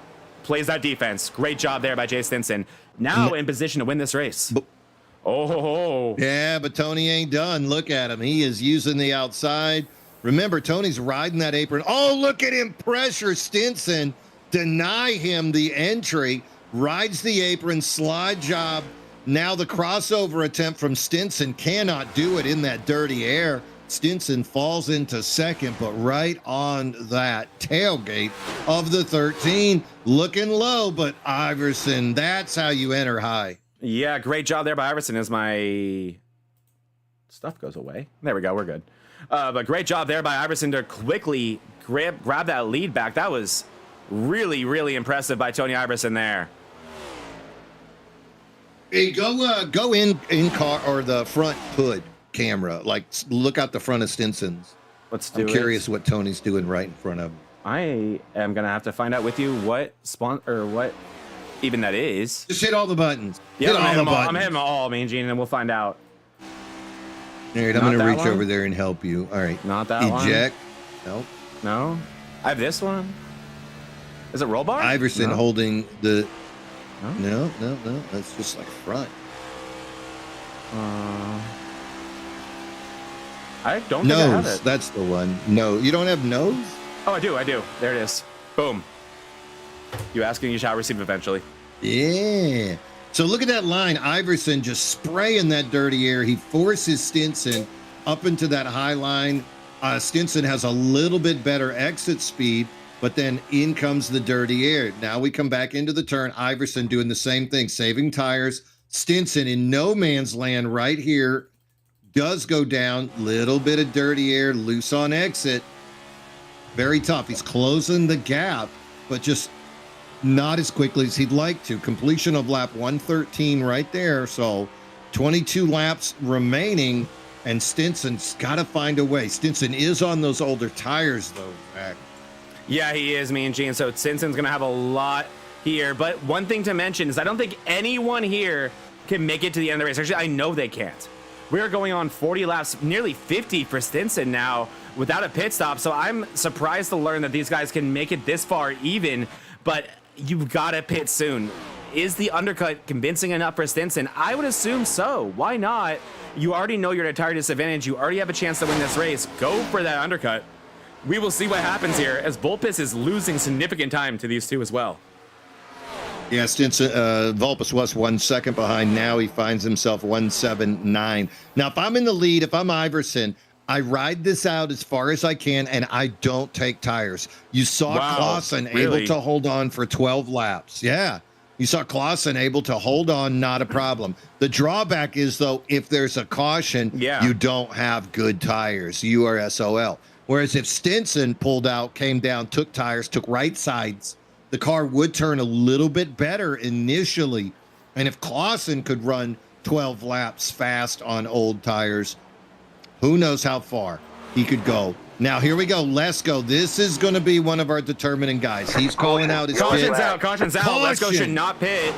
He doesn't. And the caution involving, it looks like Dargert. Yeah. Oh. Yeah. Oh, it's probably the leaders. Wow. And then he got split by everybody. Yeah. So now this is a straight up race, me and Gene. As here's Daggett getting loose in front of Gambrel, and Gambrel gonna, wow, great save by Gambrel actually. Barely touched the wall as Daggett gonna bring out another caution here, as these drivers will likely all bring it down for 4 tires and fuel. We'll see if anyone does anything Q here, me and Gene. This will be very interesting. All right. Meanwhile, I hear a lot of chatter on the radio out there. Let's see here.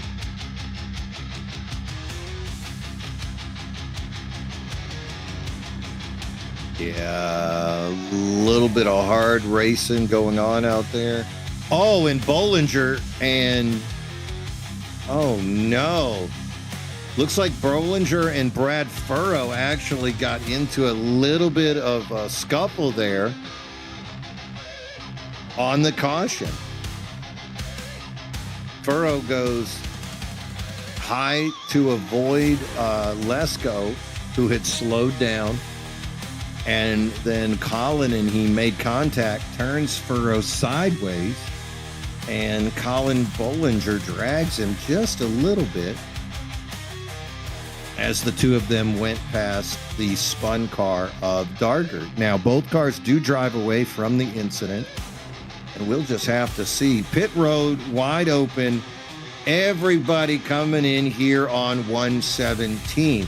Everybody taking 4 tires. So this is going to set up us for the completion of this race, whether there's a caution or not. Jay Stinson is still shown as the leader. Tony Iverson behind him. Hey, so Brad Furrow and Colin Bollinger got into each other as they were passing the spun car of Dargert. Wow, really? Yeah. It looked like Brad was trying to avoid it. He went high. Colin was on the rail going a little quicker.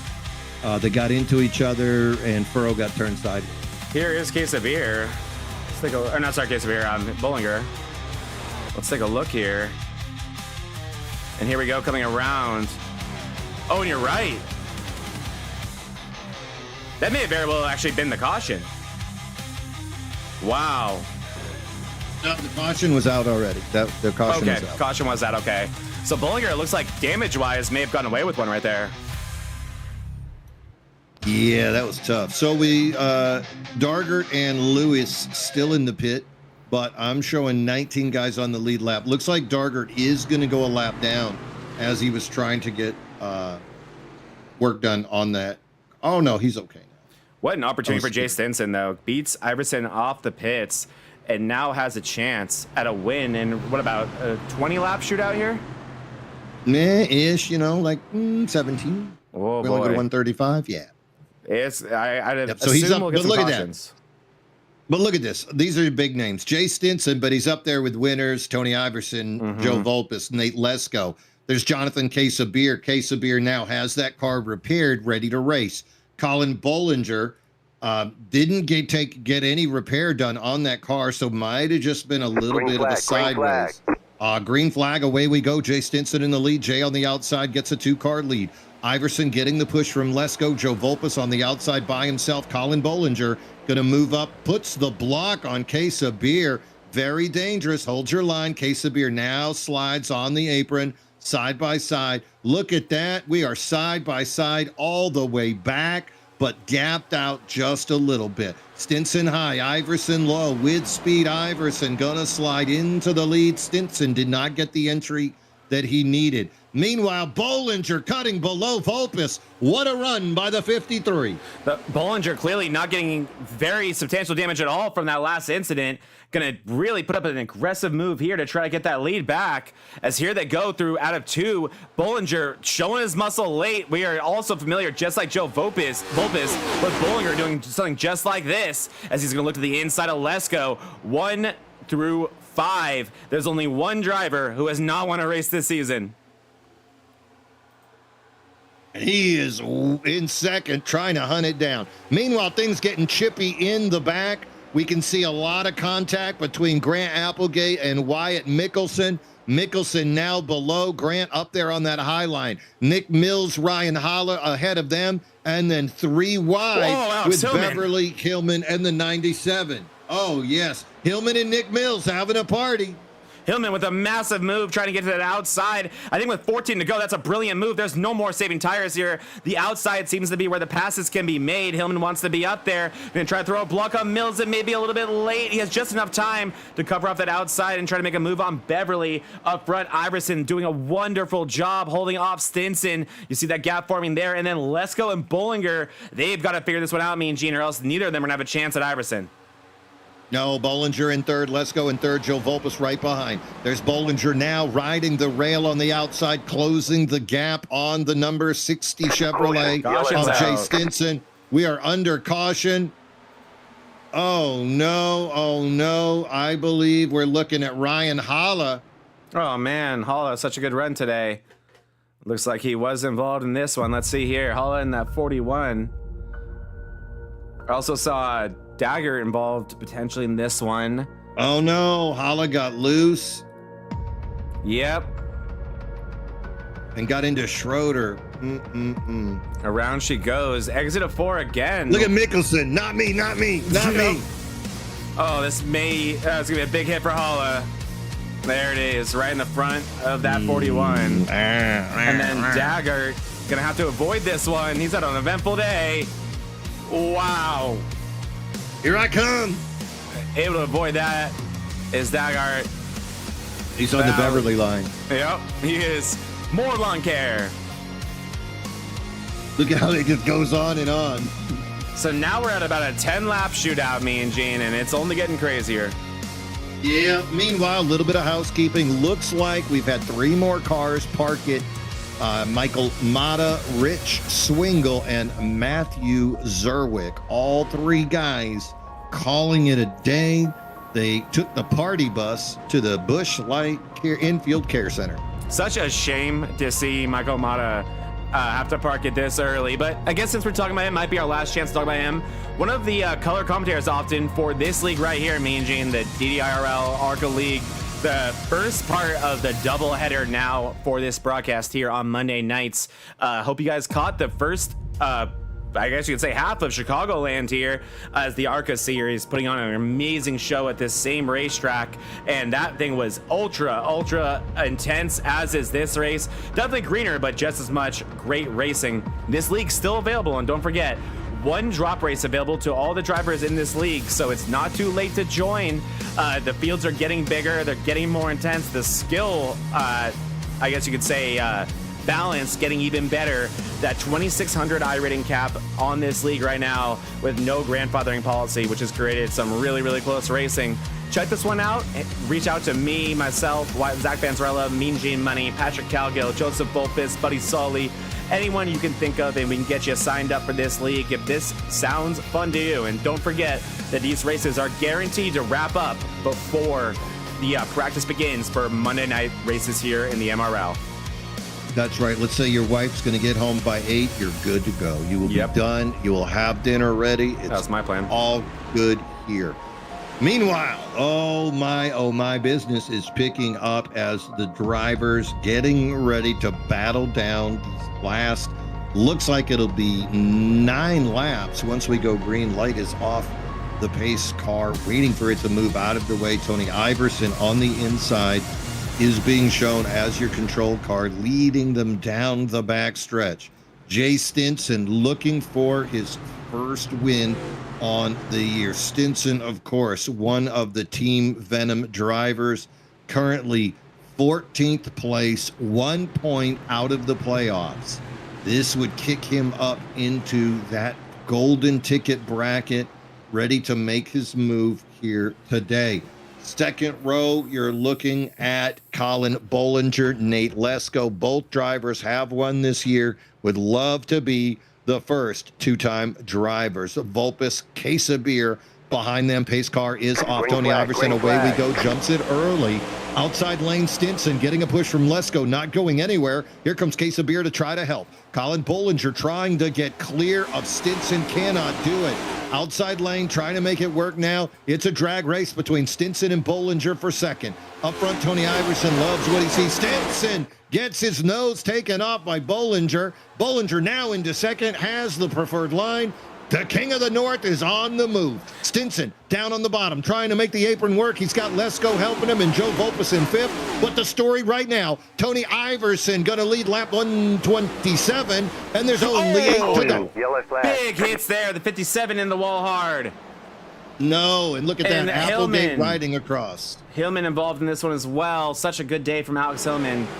Massive hit there for the 08 VRN driver. We'll take a look at this one. Guerin. Looks like Guerin also sideways. Yeah, it looked like Hillman and Guerin might have had a conversation there.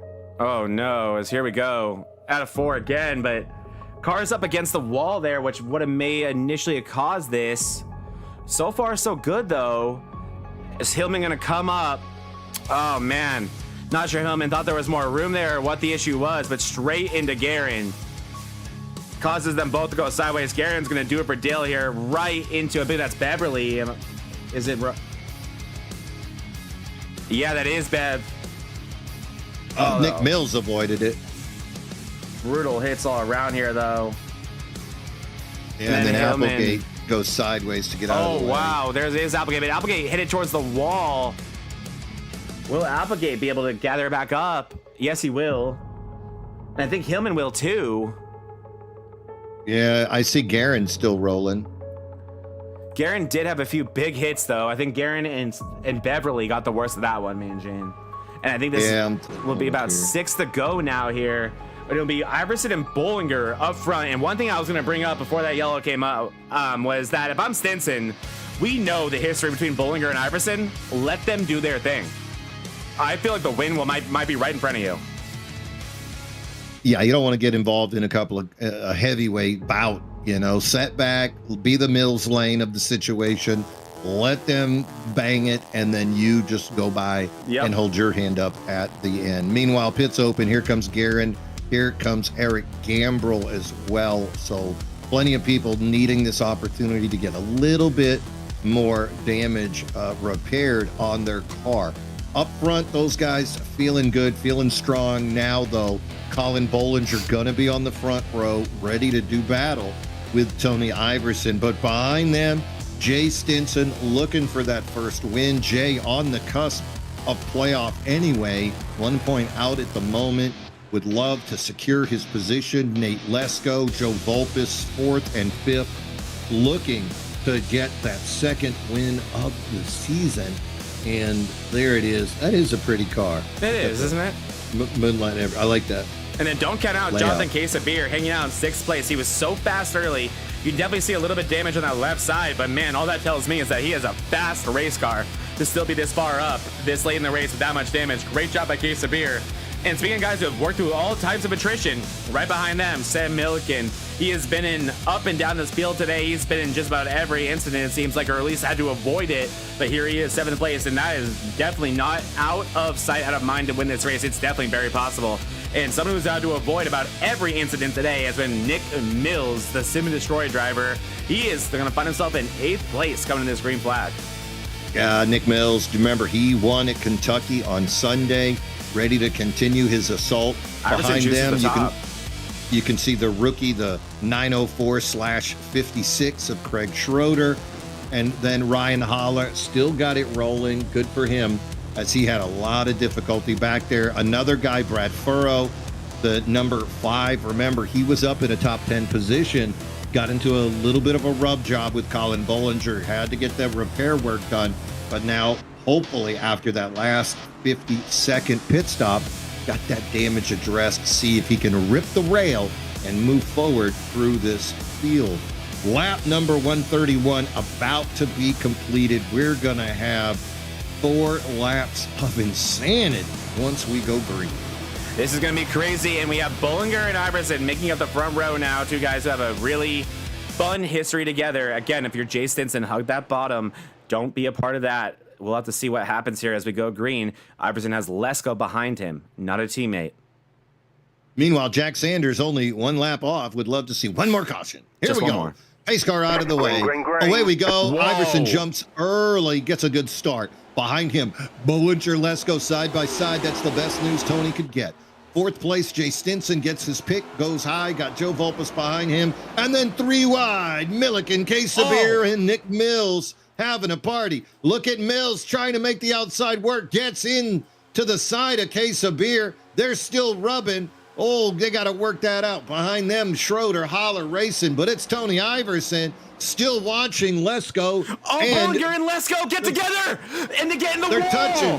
And then You're goes not Bollinger, and let's go around. Harden to Milliken. Milliken into the 56. Jay Stinson involved. So many of our fast drivers have been taken out. Applegate sideways. Oh no, Applegate's still backwards. Applegate Kyle bushing it, and a big one at Chicagoland, and we are going to overtime. Oh boy, they are chirping it. Oh, I bet they're chirping, Mean Gene. There's going to be some hurt feelings over that one, and who do we want to be mad at here? That was ugly. It was Lesko, and it was Colin Bollinger. And let's take a look here. I think I want to go just like straight on. No. Let's go here, Mean Gene. You ready? So here we go. Squeezing one another through 3 and 4. Let's go giving Bollinger 0 room. Tight on entry. Look at it. And then they're coming together, and Lesko's not letting up. He's like, you're not going to hit me in the wall. He does anyway. Lesko keeps the foot in it. Tries to get through it anyway, and they essentially do, but they're both still loose. Look at Jay. He's like, okay, they're going to stay up there. Surely they're not going to keep wrecking. And they were not done yet. Let's go into Jay. And now we keep our eye on Nate Lesko, because he is about to enter a world of hurt here, Mean Gene. Huge hit by Milliken in the 53 a case of beer. That is so unfortunate for both of them. Oh no, nothing the 56 of Craig Schroeder can do there. And then Colin Bollinger still saying, did I do that?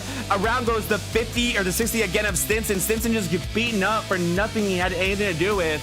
Look at Stinson just getting destroyed. And there goes Applegate. Applegate gets turned, and there's the 59 target. Why not one more time? That collected about 3/4 of the field, Gene. Brutal. What are you hearing on the radio? What happens once they clear? Oh man, it is. Nothing you can repeat on the air. There's a little bit of finger pointing going on, but it's okay. This is to be expected. Now we've gone silent. We say so often that things are racing incidents, and that was a racing incident that both drivers were very at fault for. Like, I think it's another thing about racing incidents too, is sometimes it's a racing incident, but someone was at fault, but it was more of a racing incident, an understandable move, right? Or other times it was a racing incident where nobody was at fault, just netcode or just racing hard.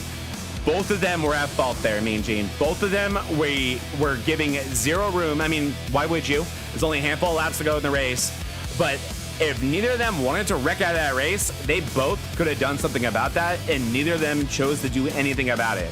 So I can understand them being upset with one another, but I'm going to go ahead and say racing incident, and both of your bats. 12 drivers staying out on the track. Jack Sanders in 13th. The attrition, Mean Gene. The attrition in this suddenly, race.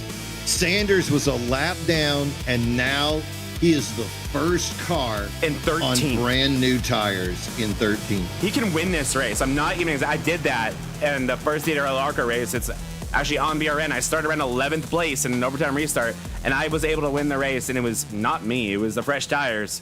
Oh, it's not possible for Jack Sanders. I'd be very scared here.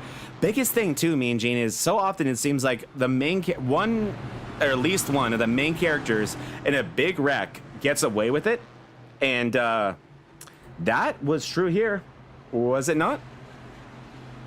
Well, as I look to the front, though, that blue I see Dr. Pepper car looks pretty good. Colin is still, Colin's still in fourth. How about Ryan Holla? He thought his day was done, but he's still up there outside row, outside of row number 3. And Joe Volpus Nick is Mills here. still alive. Yeah, Our Volpus picks now won, too. on the front row. All right, man. How much money we putting on this? This is our picks. Oh, 1, 2. a shiny peso. I still have I still got my Mexican money from last week, bro. Do you have a $2 bill? I want that. No, I don't want that. Here we go. Peso on the Under line. green. Oh, Inside lane Volpus is doesn't loose. go. Look at Mills. Look at Mills pushing on Bollinger. Now he's going to duck under him. No F's given. 3 wide. Holla. Here we go. Bollinger and Mills. Up front, Volpus battling with Case of Beer. Keep an eye on that third row, though. 4 wide. As Bollinger 4 wide finally gets through. Case of Beer Look at off. Volpus, look at Brad Volpus. Furrow gets by. Volpus down low. Volpus with a massive run out of 1 and 2. He's going to look to the inside. Can he complete the pass? He's not going to be able to. He may get eaten up here. Look for Bollinger to have a massive run now. Down to the inside goes Matt Novella, but we have the white flag.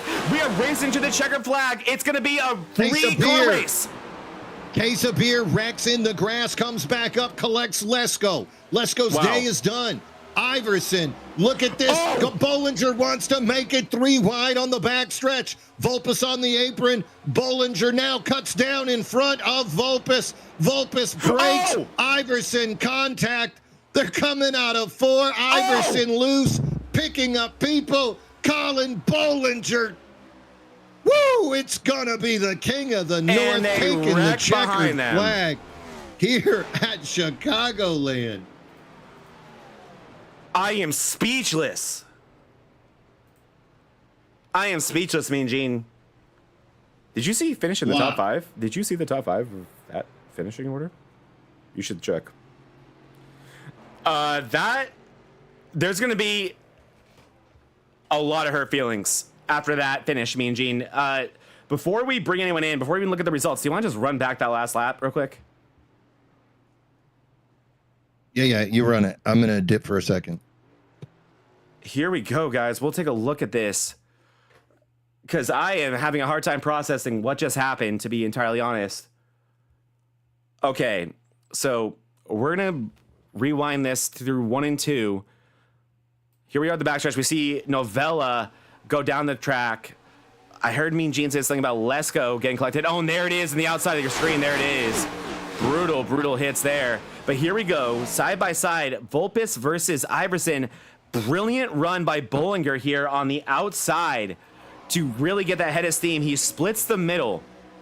He goes down on the inside. He gets into Volpus, shoots Volpus loose, and then goes up to the top and gets into Iverson. That, to me, is all fair game. We know Iverson's going to be upset with that, but I don't have anything wrong with that finish, Mean Gene. That was a job well done by Colin Bollinger. That was all chips on the table, and that was not anything that his competitors would not have done themselves. Okay. What did you experience when you were gone? I just had to. I went to wrap my loving arms around somebody and tell him, don't lose your business in chat. Don't demonetize us on the YouTube. Well, and don't let people steal your joy. This is a very competitive league. The driving style is, what you see from pros. Pinch people against the wall. Don't let them come up off the apron. And people do hit the wall. And then they come up and they lose control. It's the last 2 laps. They don't want to let off the throttle. It's the last turn of the corner. It's the last turn of the race. I don't care where you are. I'm going. I would have done what Colin did. Yeah. So crazy things do happen. Let's go ahead and look at that finishing order here at Chicagoland. Wow, what a race. Colin Bollinger, he won last year and he wins here again today. It took a lot of stuff going on around him. I'm sure there's going to be some people that got some colorful 4-letter words to describe. What was it like in the chat? Were they upset? Oh, it was colorful. It was pretty wild. Okay. Yeah. So Colin gonna take the win. Great race by Colin here today. Joe Volpus comes home in second. Nick Mills gonna join him on the podium. You owe me a and peso. check it out. Brad Furrow coming home in fourth. Great run by Brad and Louis Never say die. in fifth. Never say die. Louis started this race off eating a steak in front of everybody, and he finishes it off with a top 5. How about the captain? I am proud of Louis for that one. And speaking of Alex Tillman, we saw him backwards several times in the latter half of this race. He never gave up. He ends up in 6th place. Ryan Holla, we talked about him getting that first top 10 and mission accomplished. I'm sure Holler would love a top 5. He deserved one, Mean Gene. But a top 10, but very well deserved. Great job from the 41 driver. Jonathan Quesabir, I think you mixed them up with Matt Novella at the end there, Mean Gene. I think it was Novella who collected Lesko at the end. Quesabir was just towards the back of that big pack. He's going to come home in 8th place. Great run today from Quesabir. The MC Motorsports team, so fast, but they really got to put it together for a full race. Brandon Guerin, another guy, I think similar to Louis, really just staying alive, never saying die. And he gets a top 10 to reward him. Applegate gets involved in that last wreck, keeps it together, and he comes home with a top 10 and 11th place, Mean Gene. That's a driver who I think very much deserves much better. Yes. Applegate could have, but he hit the wall. Like he couldn't hold the wall, and he came back down, and that's where all of that insanity was all circling right there. Mickelson got caught up in that as well. So that's such a great run for Mickelson today. Yeah, I was really expecting a little higher Mickelson. But again, like you said, 2-lap shootout, crazy things are going to happen. Who comes out on top? Colin Bollinger. Great run for him here today. You can see Schroeder. Iverson falls back to 13th. Wow. Novella, after his wild ride, ends up last car in the lead lap. Wow. Jack Sanders a lap down. Dargert as well, finishing 3 laps. Clausen, who led laps. Great run from Clausen. Yeah, he showed it off, didn't he? Didn't get the finish, but got the experience, I think. But man, Mean Gene, I got to say this real quick. Tony Iverson, that is wild to go from leading into 3 and 4, essentially leading out of 4, to 13th place, 5 seconds in front of the guy who got absolutely shunted going to the white flag.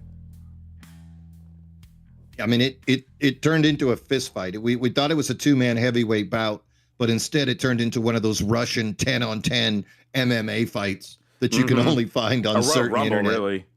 Yeah, it was a live Royal Rumble. And then you can see guys that had a little bit more difficulty down the road. Really sad to see Parham and Stinson. Those guys were so fast. Parham, fastest in practice. Stinson threatening for the win the entire second half of the race.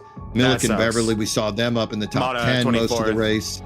Yeah, Mata, Eric Gambrell, always a contender, but ends up 15 laps down. Rich, Matt Zerwick, Tommy Fox, both of them unfortunate victims of calamity. The very bottom's a crazy one too, Mean Gene. I think if there's one driver that we're waiting to visit victory lane here, it's got to be Kenneth Redinger as well, right? He is out 109 laps, same one that collected last week's winner, Buddy Soley. This is going to be an interesting point situation coming out of here in Chicago. So many top drivers running into early incidents here. I think, though, Redinger kind of falls into that wrecker or checker category. Yeah, I agree. As far as advancement. I don't think that he needs to sweat. He's here for trophies. Getting second or third. Right. If he can pull off that win and continue to have attendance, that's what's going to push him up into an opportunity, to get up into that next level. The same thing with Zerwick, tough day today, but he's in that category. Kenneth Redinger, he is on track for that. Tommy Fox also.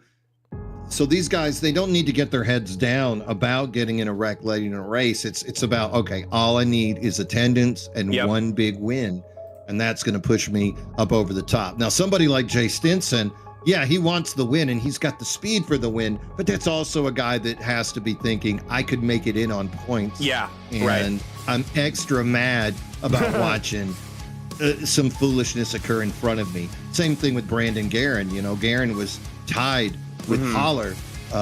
So those two guys going to continue their ascent. So, and both of those drivers, Lewis, that if they make it to the Final Four, they could just steal it out of nowhere. So very, very good observation there. And one thing to add before we get these drivers in here and talk to them, and which will likely be very spicy interviews, the points are not.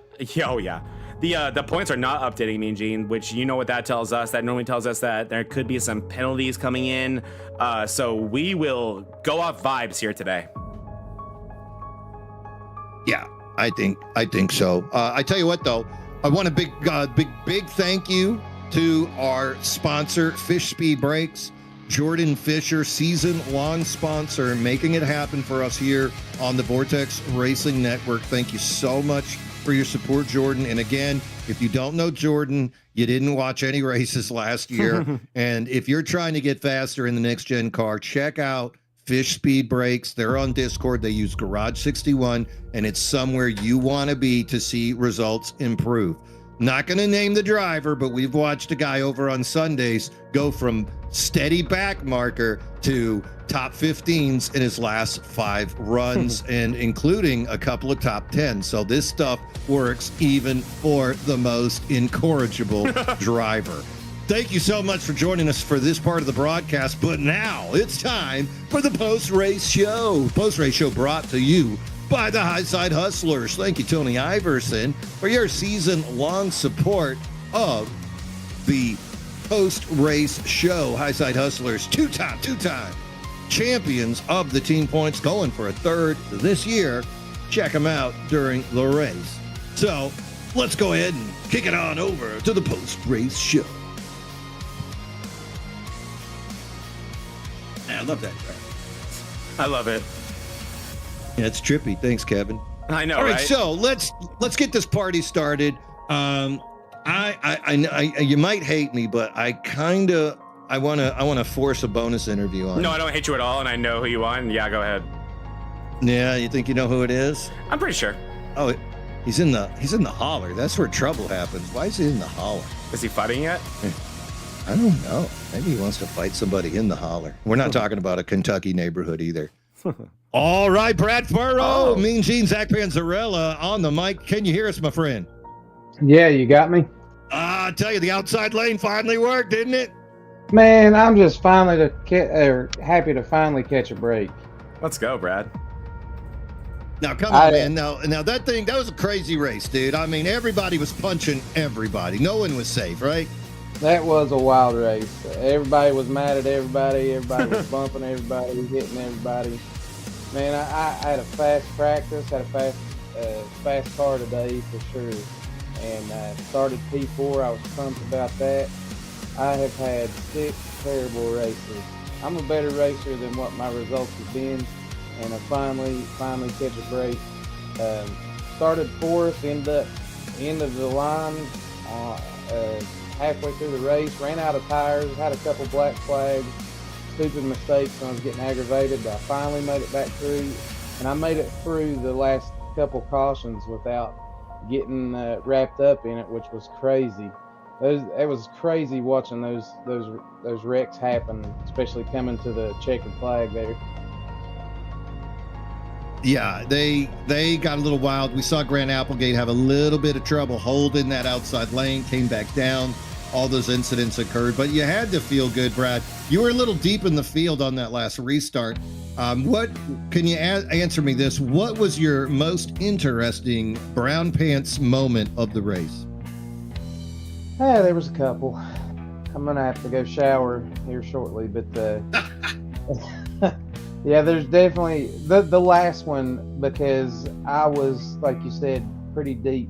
I really just wanted a top 10, man.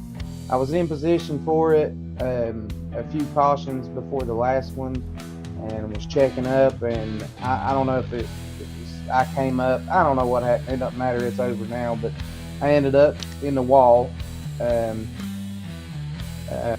then I was pretty frustrated because I think it took me back around 14th or 18th or something pretty far back.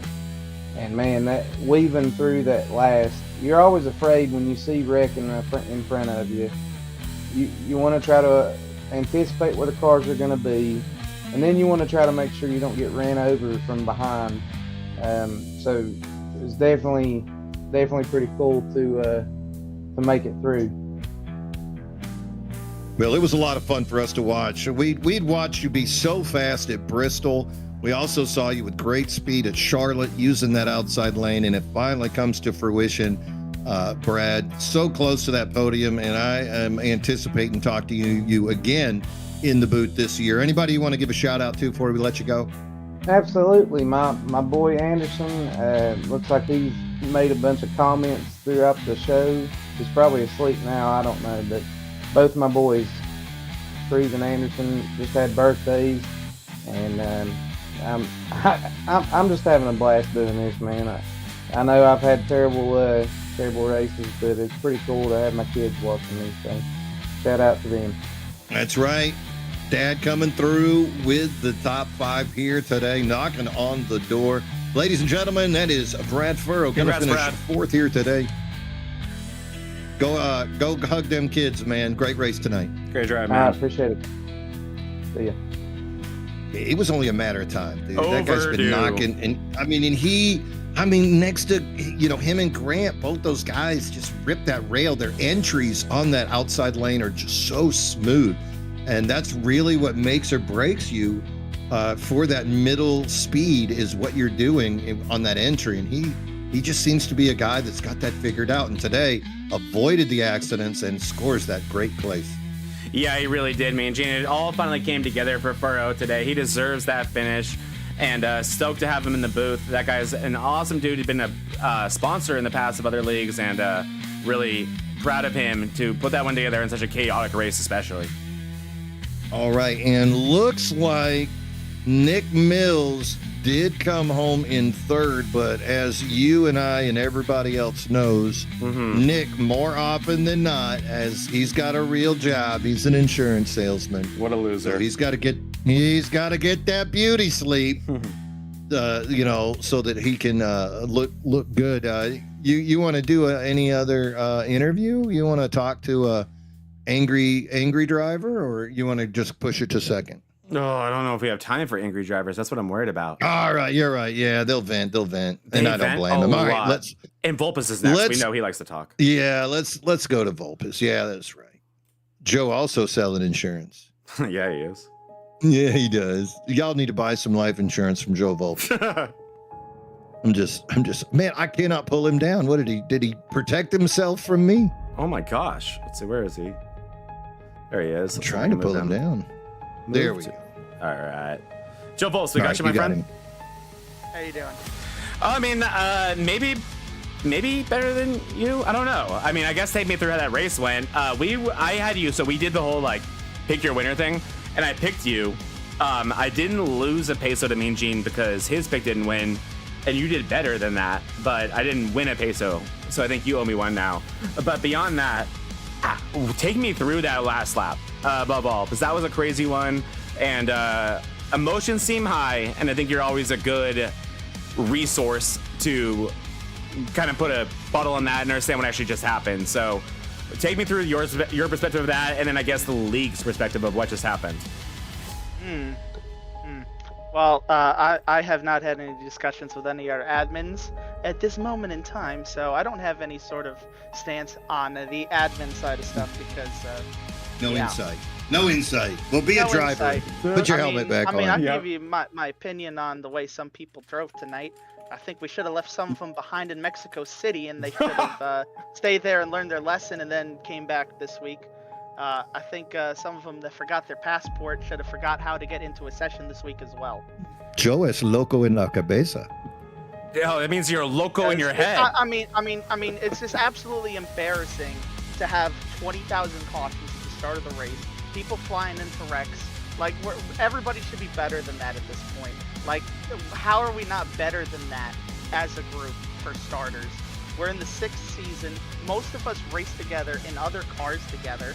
I mean, I started in the back, Mills started in the back, Brandon started in the back, and we're watching people just go flying into wrecks. What are we doing back there, guys? Come on. We should be better as a group as to not wreck 50,000 times over the course of one race. Because, I don't understand what's so hard about driving a 1.5 mile track. Listen, I know the track gets tight and loose and stuff like that happens, but when you're 3 million light years behind the wreck, the brake pedal exists for a reason, guys. For starters. All Eddie P. I mean, it's just ridiculous that people have to fly into wrecks. I saw the wreck that was started by some very interesting driving and some very interesting takes on what started it as well over the radio.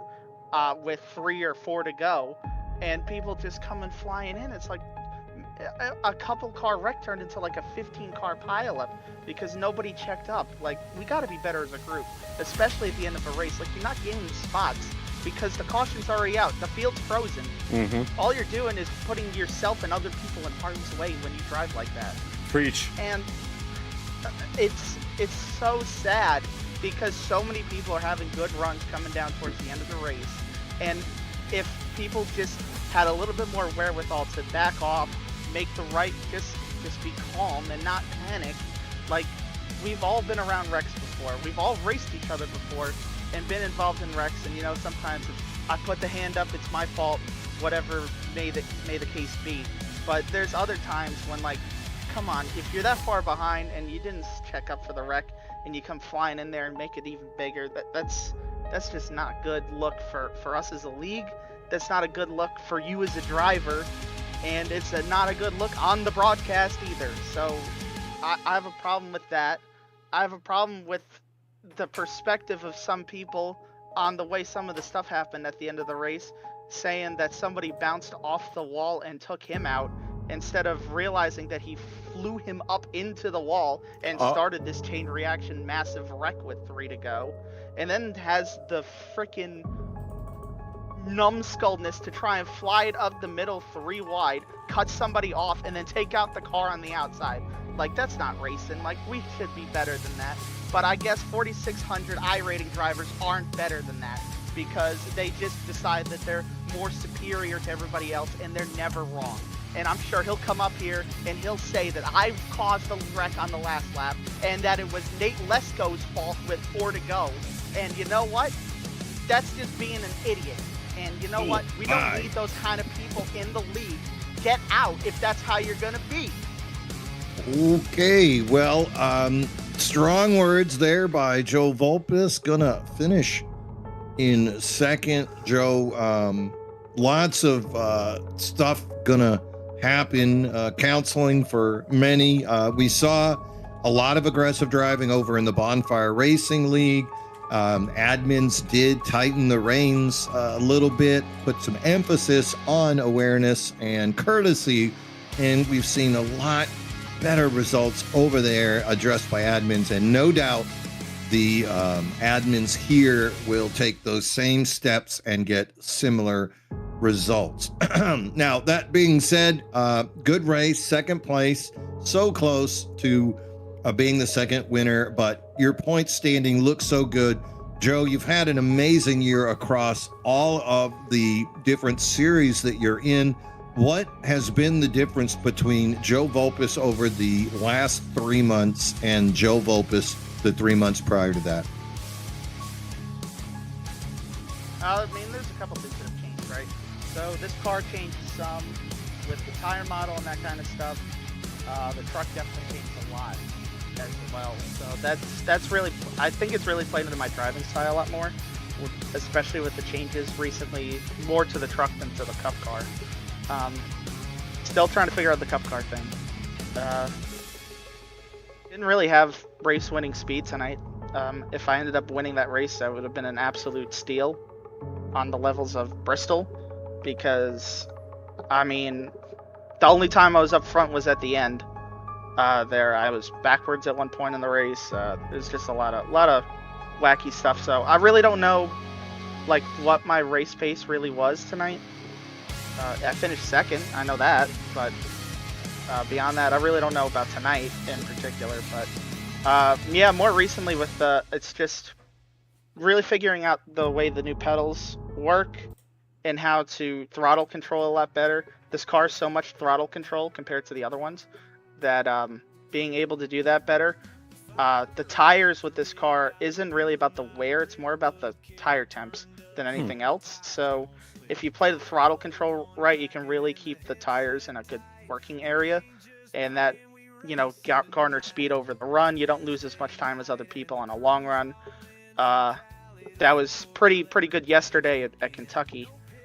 I didn't really get a chance to do that today because we didn't really have a long enough run to really say anything about that. So I don't know if what I had on the long run I knew the tire wear wasn't too bad, so.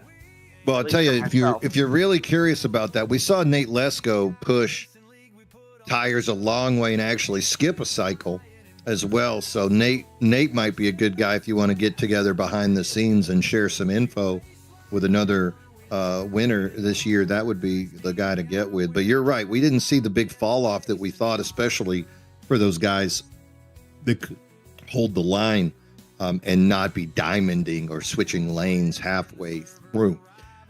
So, Joe, season continues next week. We'll see you boys out at Richmond. Expecting big things from you out there as well. Anybody you want to give a shout out to before you go? Yeah, thanks for doing the broadcast as always. Great job. We had fun. Great to have you guys on. We'll get him. We'll get him again tomorrow night for another broadcast in Tuesday. That's right. All three of us will be in the booth. Yes, sir. That'll be fun. That's Michigan tomorrow night, so we'll see how that goes. Shout out to the admins, not myself, the other admins, for running the series. Shout out to the team. They had a horrible day because they all ended up upside down and flying and other stuff at one point or another there in the last 25 laps of the race, I think. So, oh, Jerry dropped out of here. That's interesting. No. Hi, Joe. Yeah. Oh, I don't know what happened, but bye, Jerry. Bye, Mean Gene. Where'd you go? Oh, he went in the waiting room. It's probably trying to calm down some people, honestly. Or maybe make it worse.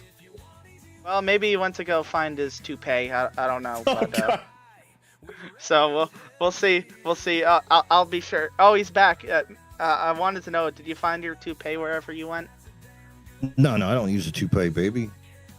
Okay. I'm actually contractually obligated to keep my hair bald to give everyone else a fair chance. Oh, wow. Okay. I got so nice of you.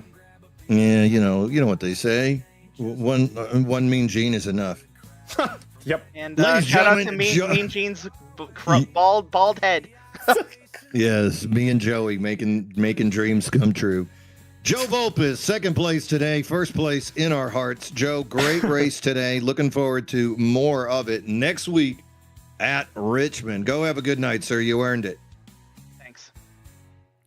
Did I ask words. the wrong question? Like, what did I do? I don't think it mattered what you asked. You could have said, "What's your favorite color?" Literally. And I think yeah. I was just like, how'd that go? And just CM Punk pipe bomb levels of just hatred and resentment. I love it. Yeah, exactly. It's the new Joe right there. All right, let's bring in our winner. And I usurped your interview, so if you would be so kind as to take Colin for me here. Oh, that's so nice. I'm so sorry. I was thanking you for that one. You're good. Pull the reins. That was a wild horse, dude. That was a wild horse. Colin Bollinger. Yeah, what's up, guys? Man, it's already been a whirlwind in the booth today. But what a crazy finish. What a crazy race. And I love what you did in that last lap. I guess I'll ask you the same question. We'll see how this one goes this time, Gene. Take me through that last lap. I mean, we got the run coming out of 4, and we saw Iverson on the top and Volpes on the bottom, so I kind of just tried to go in the middle of 1-2. And we actually, for the first time, almost all night, because like I was awful all night pretty much. We finally got to roll through the middle. We came out 3 wide, and apparently we can't go 3 wide on the last lap. That's not allowed, which is just hilarious. But we cleared down in front of Volpes, and then instead of using the whole bottom, he wanted to, drive into me, which I don't care. We're racing for the win, but he shouldn't really complain about it. Then I got over really tight, and Tony was coming down. We just met. Like, it sucks. I hate it for Tony because he had a good race, but we're racing for the win. So, and I know he wasn't as mad as the little guy was, but we came home with the win, and I'd say I'm sorry, but not really. Yeah, see, that's the thing, Gene. Like, that's the problem with me interviewing Colin here is I did the same stuff to him in the Drive for 5. I threw a block that was never going to work, and I wrecked us both, and I cost us both a chance to win that race. And Colin was incredibly cool about it, which is why when that happened today, I was like, that's what I know Colin would be cool with, and that's what I would have done if I was Colin. That's what I would have done if I was anyone in that situation. I didn't see anything wrong with what you did. And yeah, biggest thing I wanted to ask you too, also, just did the car feel that bad today, or was it just like bad luck? Because it just seemed like you were just getting bad, just I guess residual damage from every incident that happened in this race. It seemed like you were just in the worst possible place. Was it a matter of the car not being there in terms of your running position for most of this race, or did you just feel like, oh my god, I don't even know what a healthy race car feels like? Honestly, I don't know. I mean, I've been under the weather pretty much all weekend and going into the week, and so I really didn't feel good all night. I really, honestly, sitting in the practice watching the timer go down, I really didn't want to race. But we got out there, and I don't know, it just, the car, a lot of guys were making the middle work all night, and I literally, like I said, the last maybe 20, 25 laps there, I finally was able to make it work, and then those last couple laps to make it work good, but everybody else had it on me all night, and, you know, we want to complain about racing hard in the last 20 laps, but these guys are lifting my rears off the ground on lap 35, and same thing like you said, I literally sat there and just laughed over the chat and said, you know, good race, you know, whatever, and they ended up wrecking themselves out, and we ended up winning, so I mean, I guess all the tears pushed us to the top of the board, you know, we'll take it. I mean, I feel the same way as you. I mean, like, when it comes to like the last lap, it's get it done now and apologize later. I'm not concerned at all about the way anyone's going to feel about anything I do. When I see the checkered flag coming up to me, I mean, and oftentimes I don't even realize what I'm doing until after the race. Then you're like, oh yeah, I guess that was pretty aggressive, but whatever. Amazing job, Colin. What a way to come from the back and show up when it mattered most and get it done.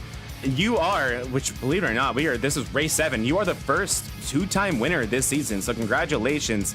And any shouts you want to give, go ahead and give them out now. And tell me what this rest of the season is looking for you. It's been so competitive. I think fair to say the most competitive season we've had yet, but still something stay the same. First 2-time winner. Great job, man.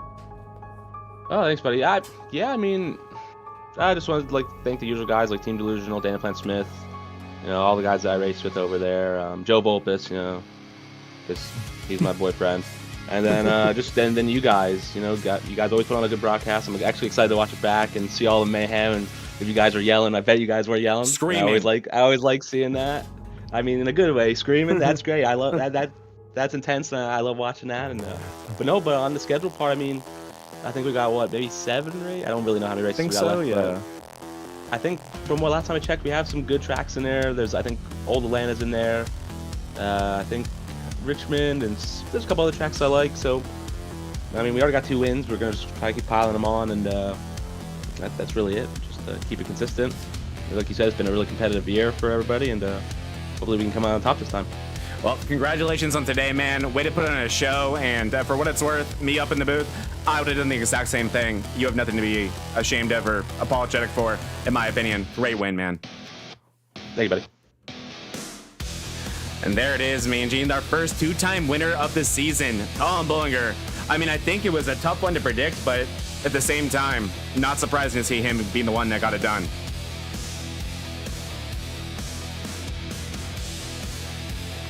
Oh no, did I lose Gene again? Oh, I did. Gene's in the waiting room. I think he's trying to maybe calm down some of our drivers here, as that is going to wrap up the post-race show, but we'll probably take a look at the points if they are up yet. I'll take a look at that for you guys as well to see just how updated these are. Like I said, there's a chance there are some penalty points that could be handed out here today.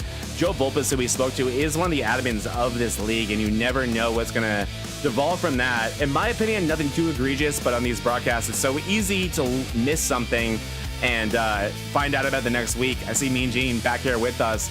Great talking to Colin there, Mean Gene. His normal self, unapologetic as I would be as well, and that's what I told him too. I don't see anything wrong with what Colin did, and there he is, our first 2-time winner. You know, it's racing, and you race people the way you want to be raced. We've seen Colin, and then you return the favor when you're not. Right. We've seen Colin get into people. We've seen Tony get into people. We've seen Grant get into people. It happens. The question is, when they get into you, how do you handle it? And I've yet to see Colin come into the booth talking about so-and-so as an SOB. Good point. Really good point. You know, he hasn't said that. Of course, I rarely see him get worked up over anything. He's like, chillest dude ever, which must be so frustrating. I just showed up 6'7". Maybe that's why Oops, Sean Walton Sean Walton had to get rid of that number because Colin was like, "Hey man, I am the real 6'10". Yeah, and he may be, Mean Gene. And I'm not sure if you were back in the booth when I said it, but still no point update. So we are going to go ahead and leave the air today without any point update. We'll have that next week, but I'm assuming there's a chance. I don't know, want to say there's a good chance, but certainly a chance, because what that tells me is there's a maybe penalty points coming in, right? Well, I think you're definitely in a situation where the admins are they're gonna have a lot to talk about. You know, I think we missed some things too. Joe, alluded to that with his comments about things that needed to be looked at. Joe was still in the heat of the moment. He was a racer, as he said at the very beginning. He prefaced everything he said by saying he wasn't wearing his admin hat. So everything that came out of Joe's mouth was just from a driver perspective. And, I think it's smart for them not to try to figure that out right now. No, we gotta calm down a little bit. Right. You got to go through the steps. You must record the clip. You must submit the clip to the admins. The admins at that point, if they decide, they will get an admin who was not part of the race, right, to come in and look at it. And then if you choose to protest the ruling, they will then take off the numbers and the paint jobs of the car and show yet a different admin so that he doesn't even know the people involved. Yep. And that's how DRL did it as well with our most recent one. We just threw the hammer down going into Sonoma, as these guys will see on Wednesday. A lot of penalties there, and that's exactly how we handled it as well. We inherited the rule book from this league, Mean Gene, and that is, I can confirm, that's how we do it. You bring in admins who are not in the race, who did not have any opinions of it or feelings about it, and you don't tell them who anyone is, so they can judge it completely objectively. Yeah, it's unfortunate you find yourself in that situation. People, of course, are going to get get angry or upset, but it is just part of the process. And when you are the one who is victimized, you want that same protection that they afford you. Right. If that's how that goes down. So these admins, they've been doing it for a hot minute. They've made adjustments to the league, and I have full faith that once everything is reviewed, they will come to a way to work this out. The goal is not to punish people. No. The goal is not to bring down the ban hammer. The goal is to create a beautiful harmony of opportunity so that everybody can get out there with 30 drivers and have a good time and have a hard race. And maybe there is going to be a little rubbing at the end, but the goal is to put loose the hammer down, greasy tires. Right. And you want to put the hammer down enough to set the precedent, but to still make sure this is a fun place to race for everyone in the league, right? You want everyone to have fun, and that requires cooperation from the entire league, but no one wants a massive penalty that's going to ruin someone's season. It won't be some season-changing penalty, but it'll be enough to show this league you can't get away with this. Right. And the other thing that they're going to look at, of course, is what happens on the comm. Right. We saw league admins have gotten penalties before for what they've said on the comm. I'm not going to say any names because that ain't my job. But, I'm one of them. That happens. And in the heat of the moment, who wouldn't? I think I'm about to get a top 5. And then something happens. And my first reaction at that point is to say, well, damn it, Gene, that's what you get for being back there in second place. But after I decide not to be mean to myself, then I might say, hey, Billy, what are you doing? Yeah. What are you doing back there? Why is this happening? I've had those moments where you look back at the race and you look back at the chat and you can't believe that's you saying those words. You're hearing it out loud. You're like, oh my God, I said that. This could be, you can call this sim racing all you want, but the emotions get unbelievably high, especially late in races. With the stakes this high, and oftentimes drivers say a lot that they're not proud of, and it's part of, I don't even want to say maturing, but it's part of racing on a really, really high level that I had to learn the hard way, and made me making a championship race way harder than it had to be because I couldn't control my temper.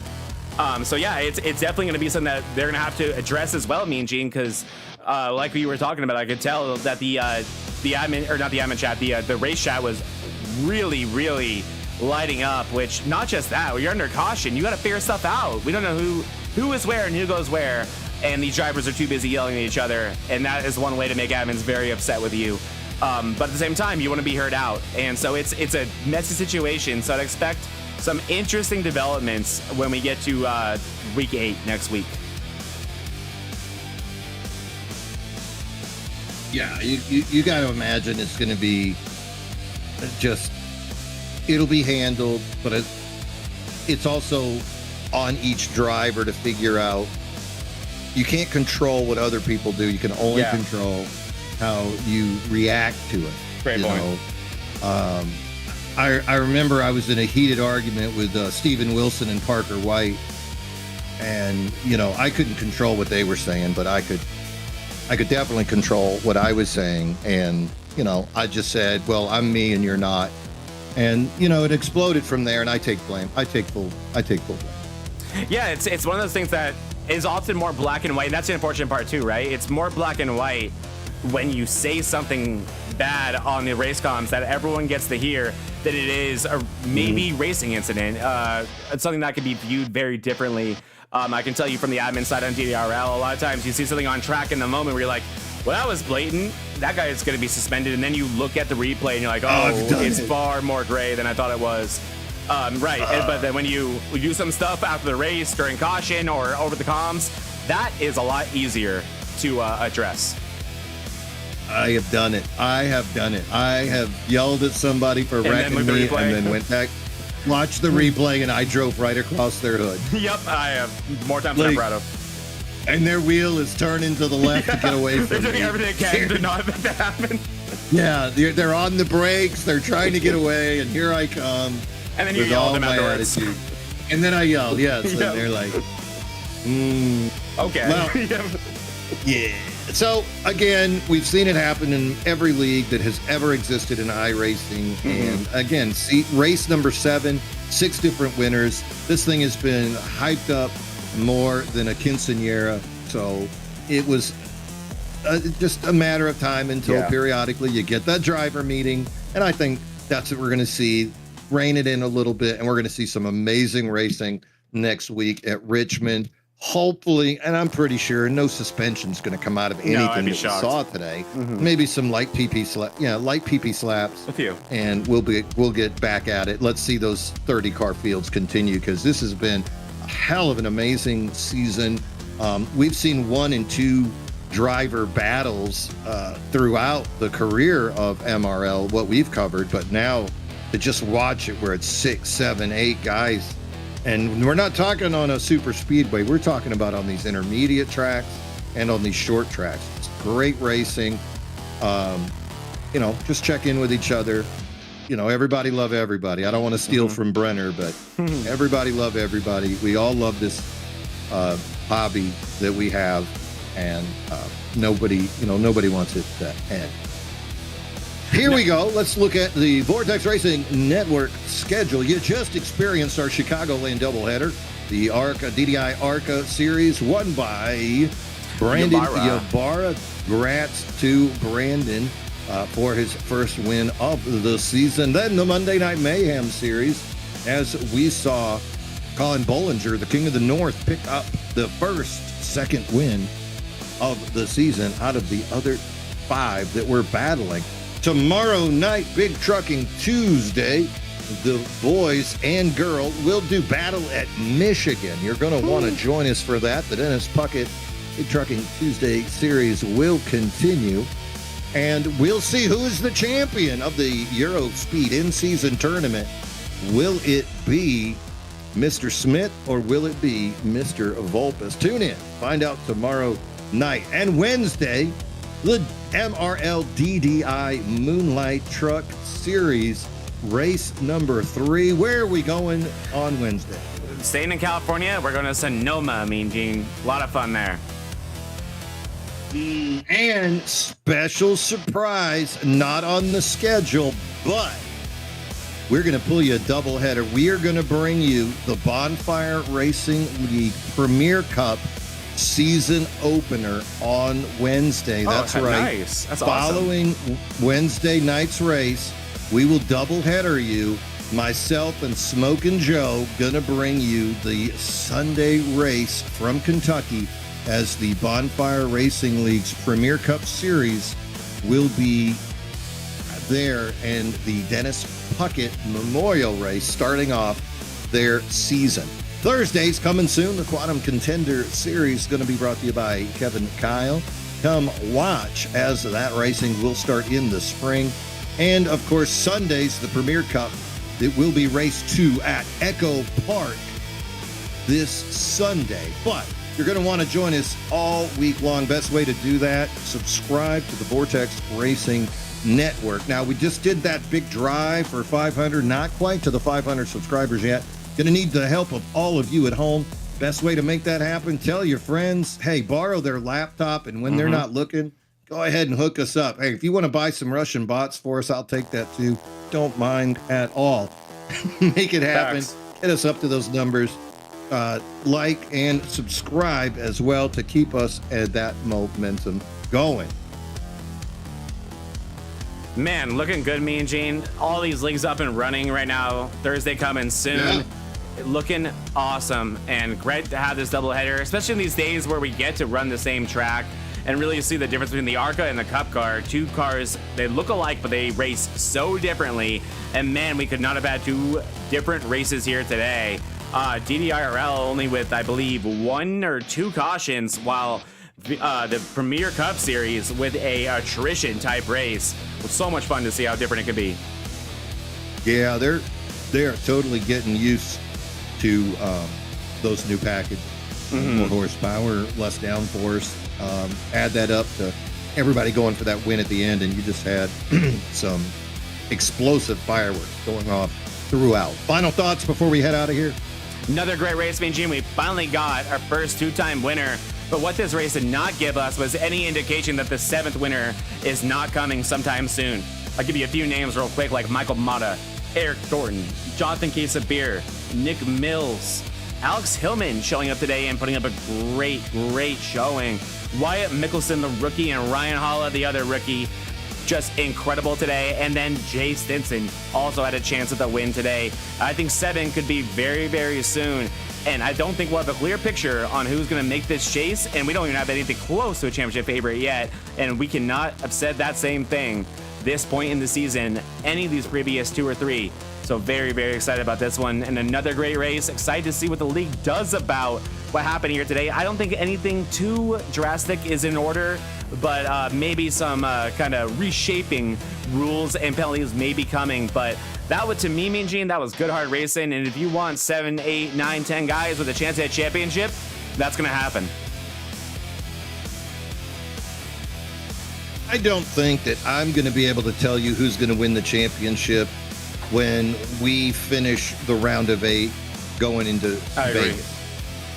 Like, the championship race will be at Kentucky on June 1st. May 18th is going to be Las Vegas, that final cutoff, right? So going into Vegas, 8 guys theoretically still alive looking at the win and in situation. And I mean, what we've seen right now, the 6 guys all with a win, you add in any of these other drivers, 5 guys that you just listed, all of them could win at Vegas and punch themselves into the championship race. So I think this thing is just going to be a madhouse week in and week out all the way through the rest of the year. You're going to want to tune in and watch the action right here on the Vortex Racing Network. Ladies and gentlemen, that is going to wrap us up for the evening.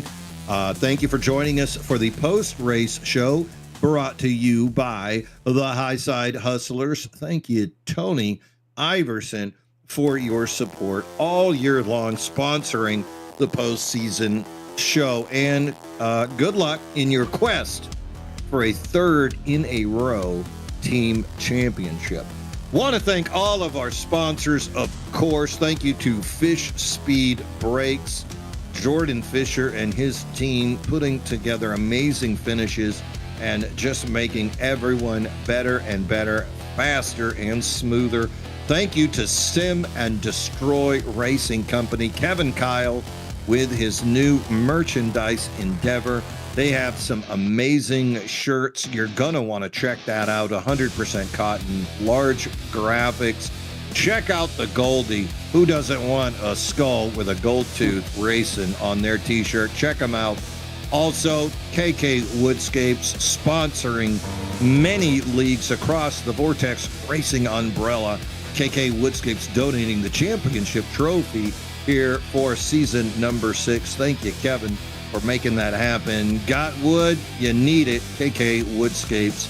And, of course, the High Side Hustlers. Thank you, Tony, for your support as well of the race. On behalf of myself, Mean Gene Money, my tag team partner, Zach Panzarella, shout out to the admins, all the drivers, and you true believers at home, keeping us going week in and week out. Have a great evening, and as always, bottoms up and hammer down.